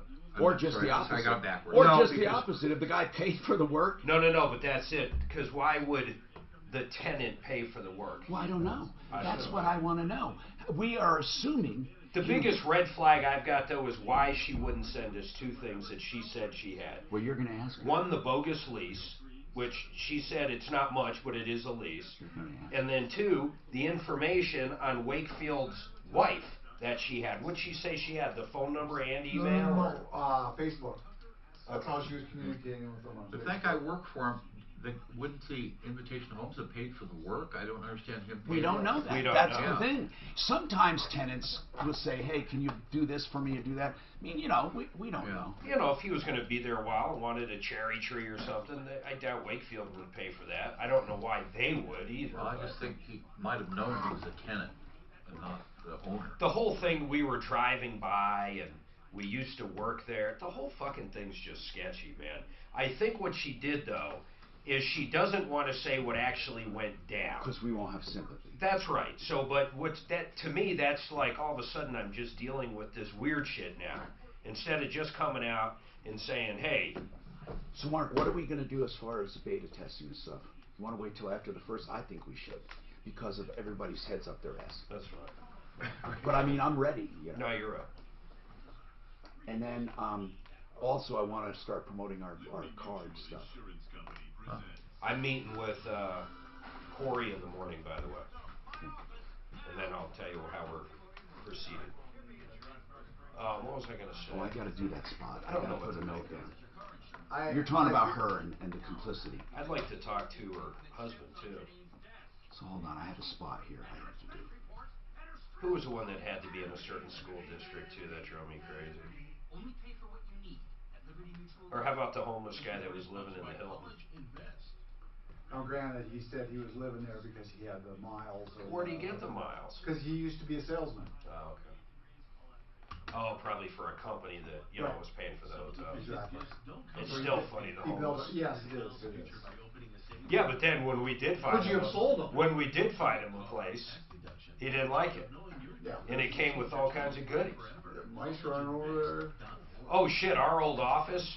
Hey, man, there's little mouse turds all over that fucker. I've never seen one mouse in there. Not one. Where, Mark? Have you? Oh, in our office? Our old one, yeah. No. I was in there this morning. Hi, Tom Martino here, 303-713-TALK, 713-8255. We're going to solve some problems here, go back to the Delilah case. John, you have a comment? Go ahead. John? Yeah, yes, I'm sorry about that. You're on the air, sir. Welcome to the show. I'm doing fine, thank you. And I'm getting ready for, I think, some snow. I'm not sure. That's right. So I just wanted to actually make a comment about the Invitation Homes thing. I used to work for them. Yeah. Unfortunately, that was a big problem that they had, and the reason being for that was because anybody and everybody can go onto their website, and all you have to do is upload an ID, and they'll give you a code to get into the home. Every home has a smart lock on it, so they'll give you the code. So what people were doing, what we found out that some scammers were doing, were basically getting that code, using a fake ID, photoshopping it, whatever they did, a stolen ID, and then just acting as if they're the agent, getting the code, and then setting up their own Craigslist. Yeah. Showing. Yeah. And then go ahead and renting this is a common ploy. This is a common thing going on all over the metro area. And thank you. Now I know why it's easier. They have a code. Man, people can just stand there and say, we own this house. Of course, in Delilah's case, they were driving through the neighborhood. Let's talk to Jacob. You have a comment, too. Go ahead, Jacob. Hey, Tom. Real quick, so I've been a renter with Invitation Homes for the last 2 years. Yes. I've had nothing but a great experience with them, and just like the last guy said, John, about working with them, they have stuff printed inside their homes saying, this is an Invitation Home. I'm sure someone could easily take those stickers off and then try and, rent the house out themselves. But the company's been great. They're easy to work with. They've just been wonderful to deal with. I haven't had any issues whatsoever. So I'm really glad to hear that they're actually helping out in this situation. I had a feeling that they would be. I've been kind of tracking this whole situation since. Well, and again, we don't know how far they're going to go. I appreciate your comments, but I want to take one thing at a time. But Delilah did say today, and for those just tuning in, okay, she rented a home. She and her husband and 4 kids, thinking they were renting from the owner. According to her, they find out he was a renter being evicted. They gave him $9,200. Now they can manage to pay rent for December when the next payment was due, but we're not sure if Invitation's going to let him make a transition out of there or rent to him or whatever. But right now, I want to take one thing at a time. And we do still have lines open, 303-713-TALK. Right now, I want to talk to Delia about one thing only. She found out some startling information. We don't know. We're trying to confirm it. But Delilah, the guy that ripped you off, the guy that was a tenant who pretended to be the owner, Mark Wakefield, you have reason to believe there's a big change in his status. Yes, there is. Okay, what would his Facebook status be? As of right now, he, I don't know his face, what it would be. I'm just kidding. You know, like what's going on with him? Well, I found out that he got into a head-on car accident and he died on Tuesday. He was killed in a car accident on Tuesday. Do we know if it's the same guy? Because Mark, our Mark, was looking at this. Mark, did you say there was some question? Well, some questions. The news articles say Mark Wakefield of what town was it? Like West Columbia in a different state. No. Yeah. Oh, no, it says it said a man from Columbia, but it happened in Fairfield, Colorado. Oh, really? Yes, sir. So I don't know if you guys. Well, no, we're going to look. Now, how did you find out? So somebody, which I believe, I don't know if it's the wife or a friend of theirs, on her Facebook, they gave it to me through Messenger. I'm looking. Yeah, go ahead. She's just wrong, though. I don't even want to go any further. The article you sent, this I assume is the article you sent to us. This accident was not in Colorado. Fairfield County, South Carolina. Yeah, in South Carolina. Okay, so then Fairfield County. Sorry, then. It doesn't matter. Here's what it says. Here's what it says. Here's what it says. A West Columbia man killed after a 2-car accident Tuesday has been identified according to the coroner's office. Mark Wakefield, 43, died after a car accident at South Carolina Highway 34 and Smallwood Road. But how do we know this is the same Wakefield? So I'm going to tell you, and I'm not going to tell you because I'm not the coroners, I'm not the police, but I believe 99% it is him. It's my fault. I did misread. It said. It doesn't matter. It doesn't matter. I was in shock. Yeah, I'm in shock too. My mind is blown so much right now. Of course, I don't wish anything bad to happen on anybody. No, not like that. I don't know why I feel bad, But listen, one thing I feel bad about is we can't get his money, and I'm dead serious. I mean, I'm trying. We were trying to. Why do you think this is him, though? Yeah, did you just suddenly search his name and find this? How did you come across this? No, that's what I'm saying. The wife, Patricia Telly, she's in Indonesia. This woman I have been trying to communicate to find Mark. The ex-wife. Which is the wife. No, they're still married. Oh, they're still married. Okay. That whole thing sounds sketchy. But he left her, right? So he left her in Indonesia is what she had told me. And before I even contacted you guys, I had communication with her. But I want to ask you something. It's very while we're on this topic. How did you know she existed? Well, because she was here with him. They were here before they left. Oh, so they were both, and she kind of was silent. Did she know he was perpetrating a scam? So she was very nice, but I will tell you this: she had a stroke previously years before, so she couldn't talk very well, but she knew what she was doing and she can communicate very wellly. But I told her what he did, and she goes, "Well, I'm sorry he did this to your family." Okay. And then so, she did tell me that he did it before, and this is what I was telling you guys before. Okay. Is she So, the yes, one that so- told you Now- about this article? Yeah, and how did that come about? Now you can tell us about that. I'm sorry for interrupting you. Tell us about how you found out about his so-called death. So that's when I was driving, and then I got my phone dinged, and I got this message and said, it didn't even say anything. It just sent me that article, and then it said her name on the top, and that was it. And she sent it to you. She sent it to you. Yeah. So then I tried to contact her, and I was like, what, like, is this real? Like, what the heck? I was in shock, like I told you. Yeah. Well, then she blocked me again, and now there's a little red mark by her name, and like how when he blocked me. So at first I was like, are you guys just messing with me? Because now you guys know that. Like, I Well, went to the no, police wouldn't and it be stuff, convenient? Wouldn't it be convenient if a guy named Mark Wakefield died? Listen, seriously. And she wants you to think it's him, so you stop dogging them. True story. I thought of that, and that's exactly what came to my mind. But then in the article, when we came here, he had the same exact car, and it's an Acura. I read it No, like no, 10 the times. Acura, listen, that's another thing. You got to read carefully.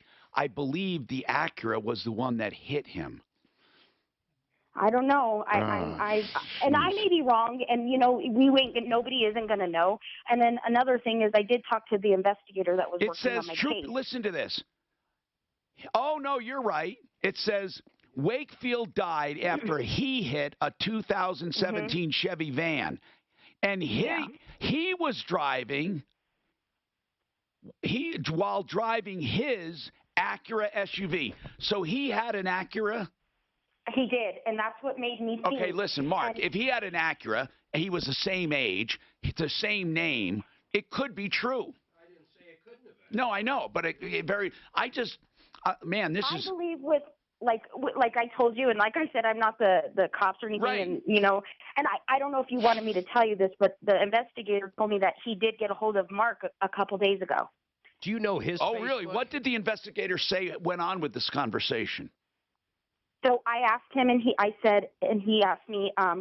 He did tell me that the other, not him, but the previous officer that was on my case, they switched the guys. They said that they talked to him, and that Mark admitted, and Officer Detective May said this, that he admitted that he wrongfully did rent a house. He had no permission to do it, and that he did take some money or something. Then I think what the officer said is he hung up on him and then told him, I'm done. And then that ended the conversation. And then the investigator said he's still trying to work on this. What investigator is this? With what agency? Centennial. I want to applaud them for working on this. I mean, really. I do too. Okay, so listen. Yes. Hold on. I want to find out the latest, please, on Invitation Homes and your situation with them. And Lee, you have a comment on renting.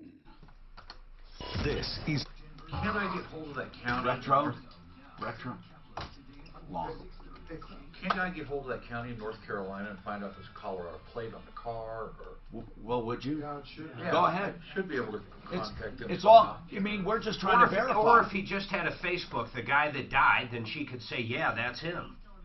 Just a picture of the guy that died. The bad thing is that he's from Would you West tell Columbia. Daphne to look for that? Well, okay. Mark Wakefield. What do we have? Which county was it? Fairfield County. What state? South Carolina. County. South Carolina. Okay.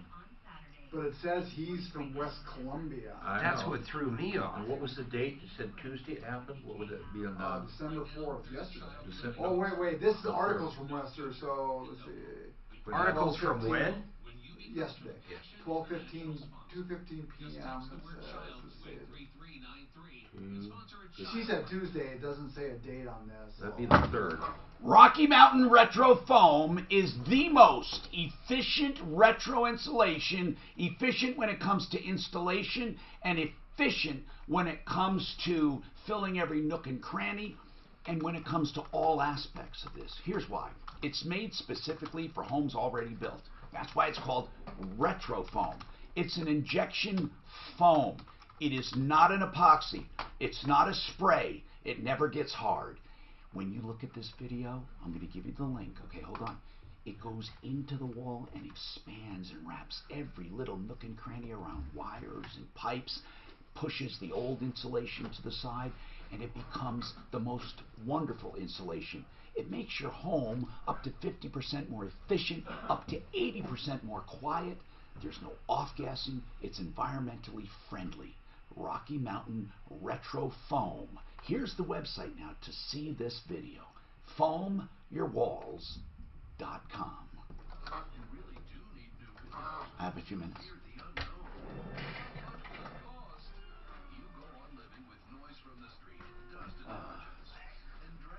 All right. These shows, Mark, have been rocking and rolling, sir. We just need a picture of the guy that died. They put that up. Usually in an obituary, but I think it's too early. You gotta pay for obituary. You don't have to have an obituary. Yeah.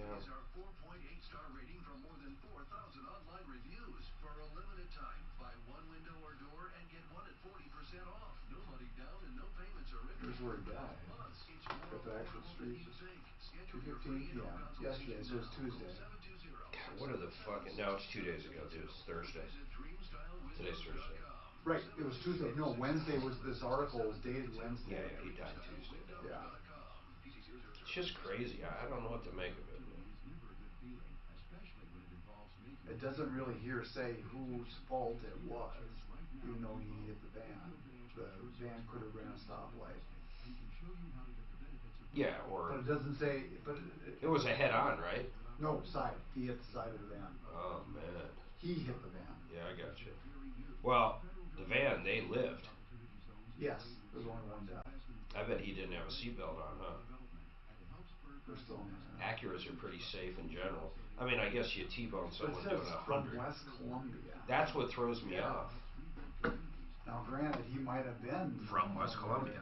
But you would think, like, you know, was there a Colorado plate on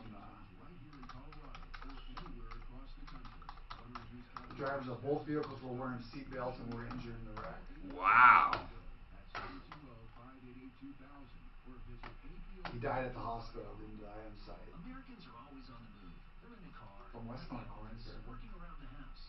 Americans refuse to sit still. So how do you connect with all of these moving targets? Easy. With radio. Oh, man. Radio reaches 93% of Americans every week. More than Google, Facebook, even television. Where his license. I don't know if you can get that. Geez, he's from South Columbia, and it happened 20 miles north of Columbia. West Columbia. Or, yeah. Which is probably a suburb of Columbia. I would assume. SimplyFloorsInc.com. That's like incorporated. SimplyFloorsInc.com. 52nd and Ward, southwest corner. But you don't have to go to the showroom. Go to the website. Make your own appointment. You get all the same floor coverings as the big boxes, but you save money. Routinely 20%, sometimes as much Images as 30 from and Mark 40 and even Wakefield. 50%, and the best installation on the market. We And just that's have all no idea. I mean, we have This no doesn't idea who give- we're looking at. No, it is roughly the same age. Did he drive that? Apparently the wife said... Want military-grade gear delivered directly to your doorstep? Join over 250,000 Now, how did he customers get a hold of already her? geared up Must with have Crate some Club, type the of box built by contact. Navy SEALs, Army Rangers, But it was kind of funny, Delta his Force, wife, and she Special Ops always... guys. You'll receive seasonal tactical and survival gear blocking her essentials to again. be better prepared After at she home said and on the something, road. And a reblocks her. digital subscription to our community. Products include backpacks, helmets, hammocks, holsters, vests, and more kick-ass gear. Get it for yourself or give Hey, what was that lawsuit was again? Porter Porter Hospital. Wait, did our... Oh, yeah. 2013 through 19. Well, oh. It would be great to get a picture of this guy, but I can't find one fucking anywhere. Yeah, it sounds like he got out of Facebook and everything.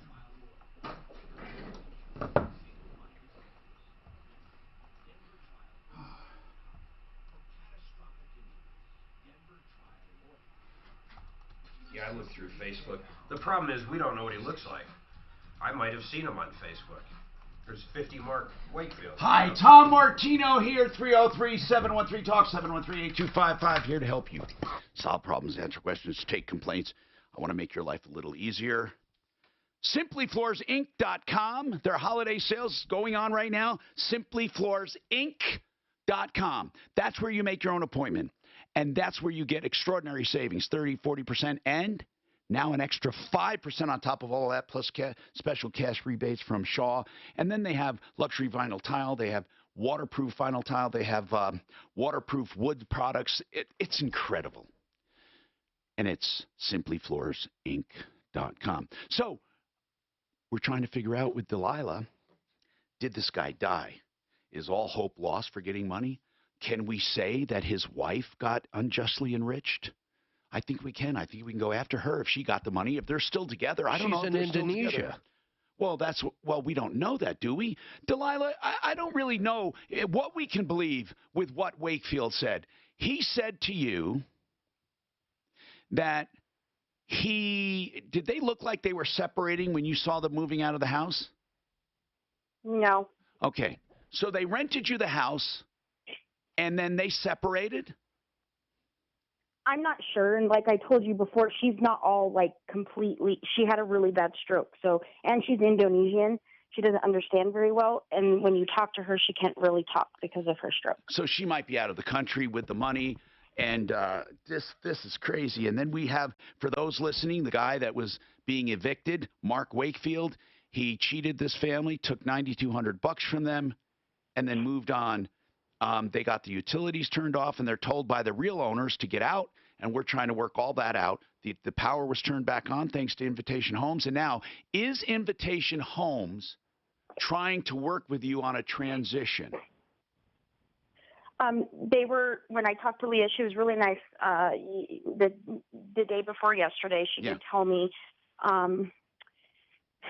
after you guys talked to her, she just said, we can try to work something out, but the only thing that she said that she can probably do is screen us first because they have to go through the process, which I told screen her you. In other words, if you can rent from them and just stay there.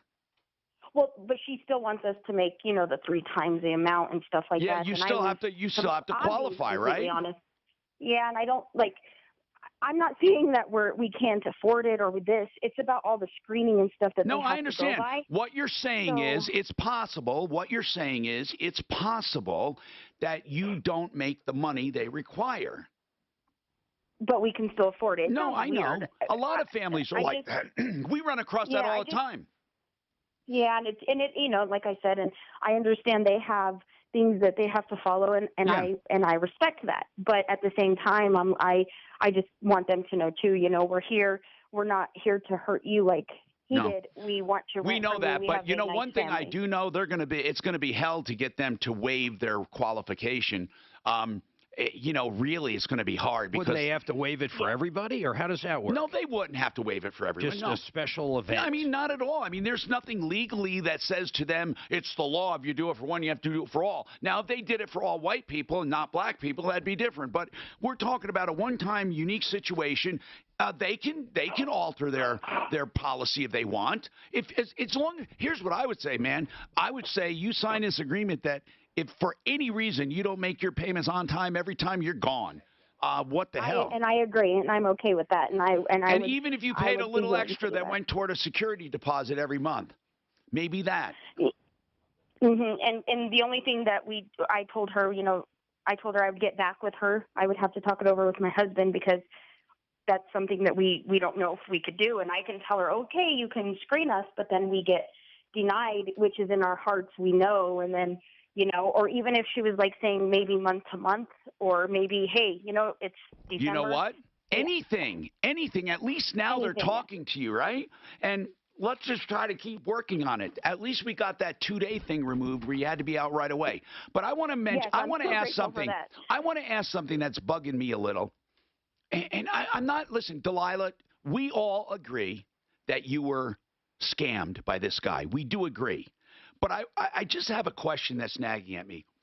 Did you think something was weird? I mean, you happen to be driving through this neighborhood, and this guy is moving out. Did your husband work at that property, you said? Well, like I told you guys before, I told Daphne more of the story than I did you, and I don't know if it was relayed. So when we drove by, we didn't just drive by and say, okay, there's a moving truck, we're going to rent this. We worked on my husband, and then I went with him a couple times, and we went and worked on the yard for him. And who He knew he paid had for to that? Who paid for that? He did. What? How did he pay? Just cash. Our daughters are in marching band, and they were trying to raise money for uniforms, and we always told them, you know, you have to do community service. So one thing is we all did family yard work together. So we went together to do their yard, and it wasn't just But me and my husband. why would he, if he's being evicted, why would he pay to have yard work done out of his pocket? But what I'm trying to tell you, this was in the summertime. I understand that. But if the guy doesn't own the property, I'm wondering, what kind of yard work did you do? Well, we mowed, we weeded. Well, okay, tenants. Tenants Yeah. often are responsible for that. You're right. Okay. It's because it's not HOA, and Leah, the invitation homes now that I know that it's not HOA or nothing, because now I've learned more about them. So. Well, no, they're an owner. Period. And so anyway, this tenant paid you. You thought he was the owner. He paid you for yard work, and then you were there a few times. And one of the times you went there, you find he's moving, and you say, "Hey, is this house available?" Did you say, "Is it available," or did you ask him, "Would you like to rent it to us"? No, because it wasn't a few times after that. We didn't see him until then. After this was summer, and then we saw him in October. It was like October 1st. And in the neighborhood, my daughter goes down the school street, so we always drive by the house. And you saw a moving van. van. And there was a moving. So I went and said, "Hey, how are you guys doing? Are you guys moving and stuff?" And I go, "We're actually looking for somewhere to rent, and it's so hard to find somewhere to rent out of here." I didn't just go up to him and say, "Can I rent your place?" Because I didn't know if it was or not. But then he did make a proposal to me. And he didn't say to you, "Hey, Delilah, you know, the lease is in my name. If we don't upset the apple cart, you can probably hang here." No, he never said that. Okay. And my husband would have. We both no. Okay. No. All right. You really, honest to God, thought he owned the house? Well, yeah, he told us he owns the house. Okay. Do you have that lease? When we did yard work for the house, he even stated, he goes, "I never get to do my yard. I don't like Delilah, doing my yard." do you have that lease anywhere? Yeah, I have the lease. Okay. We would like to just see it. I'd like to see how far he went. And then we're going to try to verify his death. We're told he was killed in a head-on collision when he swerved and hit someone. And you know what? Here's the deal. Do I wish anyone death? No. Does it bother me? It bothers me because we're not going to be able to go after him for the money. Now, Impact Traffic. This report is brought to you by Positive. I'll just send it to you. I'll send it to you. No, I mean, I got it here. I don't know where it came from. How do we know that's hers, all I'm asking? That's apparently she had sent that to Delilah. I don't know, that's where she's been communicating with her.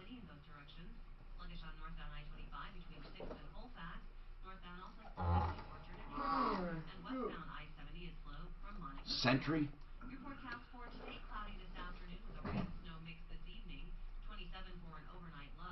Here's what's weird. If this is the actual wife, I mean, none of her friends, nobody. There is nothing from America on any of this. Look at her photos. And there's hundreds of them. The wife? There's nothing in this country. Is there a husband? No, there's no mark. There's nothing. Look, every picture is like this. Look. CentryRV.com, the place for new and used RVs. I'm going to go on purpose. I'll explain.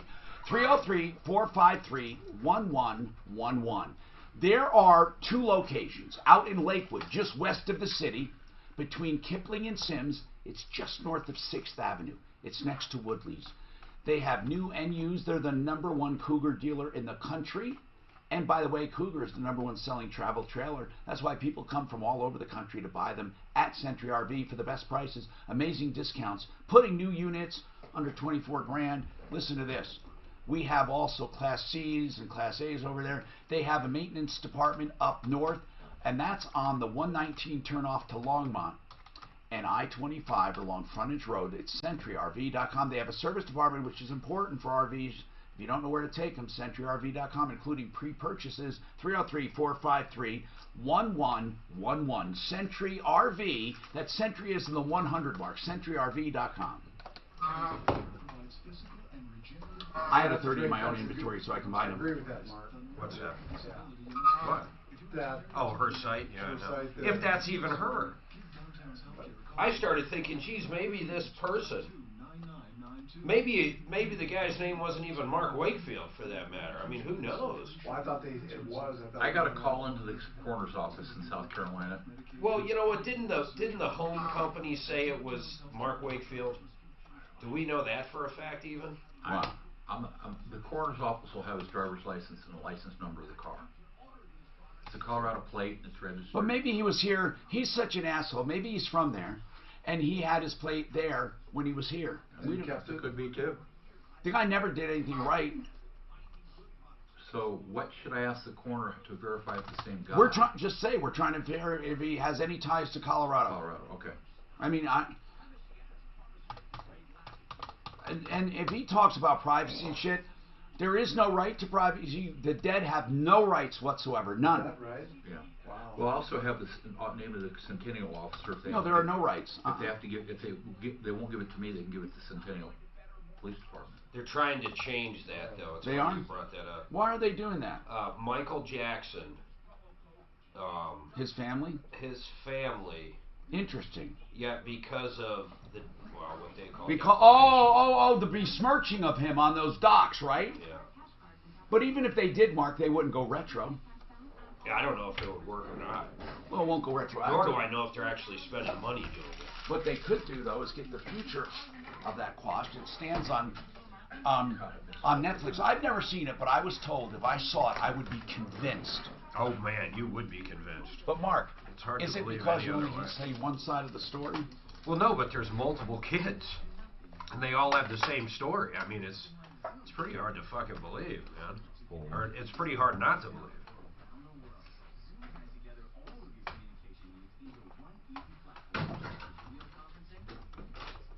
Yeah. Did you watch it? No, I didn't watch that. I keep it on scrolling down here, and there is zero of the U.S. Go to their friends too. Nobody. There was a friend that actually did something in English. It says how are those grandbabies?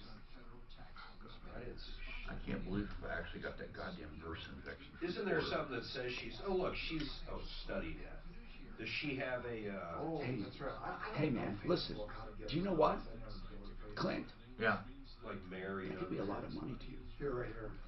You know, Man, it was. Listen. I mean, what could you do with an extra 100, 200? I know, man. I'm buying more property or something, but yeah, I know. I've got the confusion right now. So my wife says she doesn't remember. There was 3 hospitals involved. We're trying to figure out. They'll find. It just doesn't look like she's ever been in the country. Is all I'm saying. But I'm pretty sure it was Porter that I was at being treated for the frostbite when I got to MRSA. Is she from Indonesia? Whoever that is. They're a family and relationship. Hey, Mark, I got my thing yesterday, my solo, my little Scarlet, and I plugged it in. Okay, so it recognized and all that. It has software, but it's all bullshit software. It doesn't need any software. Yeah, I know. There's no software. I know. Inside of but Lucy it tells Light. I know. That's the only thing inside of Lucy Light. You got to tell it to use it. But when you click on their fucking installer though, it installed a bunch of bloat and junk. Like clean my Mac. Oh, it's bullshit. I never installed anything. I thought I had to when I thought, man, there might be a driver. Or even though Macs don't use drivers, there's nothing. Nothing. And it's all bullshit. I was so disappointed. Now the owner's manual, I did. You know. Why do Macs not? And they use the. I usually have it turned on. Okay, what about the air button? It says it changes the mic. Yeah, it gives you a little deeper. I don't know what it. Do you use the air button? Usually, yeah. And then I didn't realize it has 2 inputs. It has a balanced and unbalanced. Yeah. It has that, so you can put an instrument in. What else would I use that for? I'm wondering. I could use it for sound effects. Mark, there's all kinds of shit. Any input. Man, this is cool. But I want to try it out when I'm out there. They make full-blown racks, that company, that are cheap. I mean, like, you know. I'm Tom Martino, your troubleshooter. I'm Tom Martino, your troubleshooter. 303-713-TALK. 713-8255. Tell people about this show. It is a big deal. because we recover hundreds of millions of dollars for people in cash, merchandise, exchanges, refunds, and services. Wayne, what is going on, sir? Wayne? Wayne? I guess we don't have him. What was Wayne going to say, Daphne? Pretty much what Clint's doing, that he can verify if he passed away through the Centennial Police. In what way? I guess they would be able to contact... they had a case open. You're right. You're right. Let's do that. Delilah. That's easy thinking. Yeah, that's good. Thank you. Delilah, since you have a... Are you still there, Delilah? She's not. Okay. Since there is a case open... I have the investigator here, too. I can call. What's that? I have the investigator's name and phone number here. Good. I bet he has an answer for tomorrow's show. That would be good. Like to verify the guy's dead. You know, this guy was such a creep. You have to hold yourself back from saying good for you. No, that's the what do you call it inside you? The what do they call that? No. The thing. Snarky. The reptile brain. That's what I meant. You know that reptilian brain we all have? Good for you. But I don't really mean it. No one deserves to die over this damn thing. Wait a minute. Not over this thing. Okay. I won't clarify that. You were going to clarify, does anyone ever deserve? That's what I was going to ask. That's a whole, Mark, that's a whole show. Do people deserve capital punishment ever? You know, they asked... that's a whole show. Dennis, you have a comment. 2 comments. See if your probate attorney can go after his estate for the money that was taken from Delilah. Good idea. And have Frank, the real estate god, pull off a Christmas miracle and get her to buy a house instead of rent. Huh. Good idea. Good idea. Thank you. That is really a good idea. All right, Mark, what were you saying? They asked a group of people at some college if you could go back. They were anti-death penalty people. If you could go back in time and kill Hitler before he was born, would you do it? And you know what the answer was? Well, no, they wouldn't even do that. So, I mean, that's kind of crazy. So there's definitely people out there that no matter what the death penalty... I often find that suppositions, you can't answer accurately. You know, suppose you could do this. No, it's impossible. You know, people don't really tell you the truth.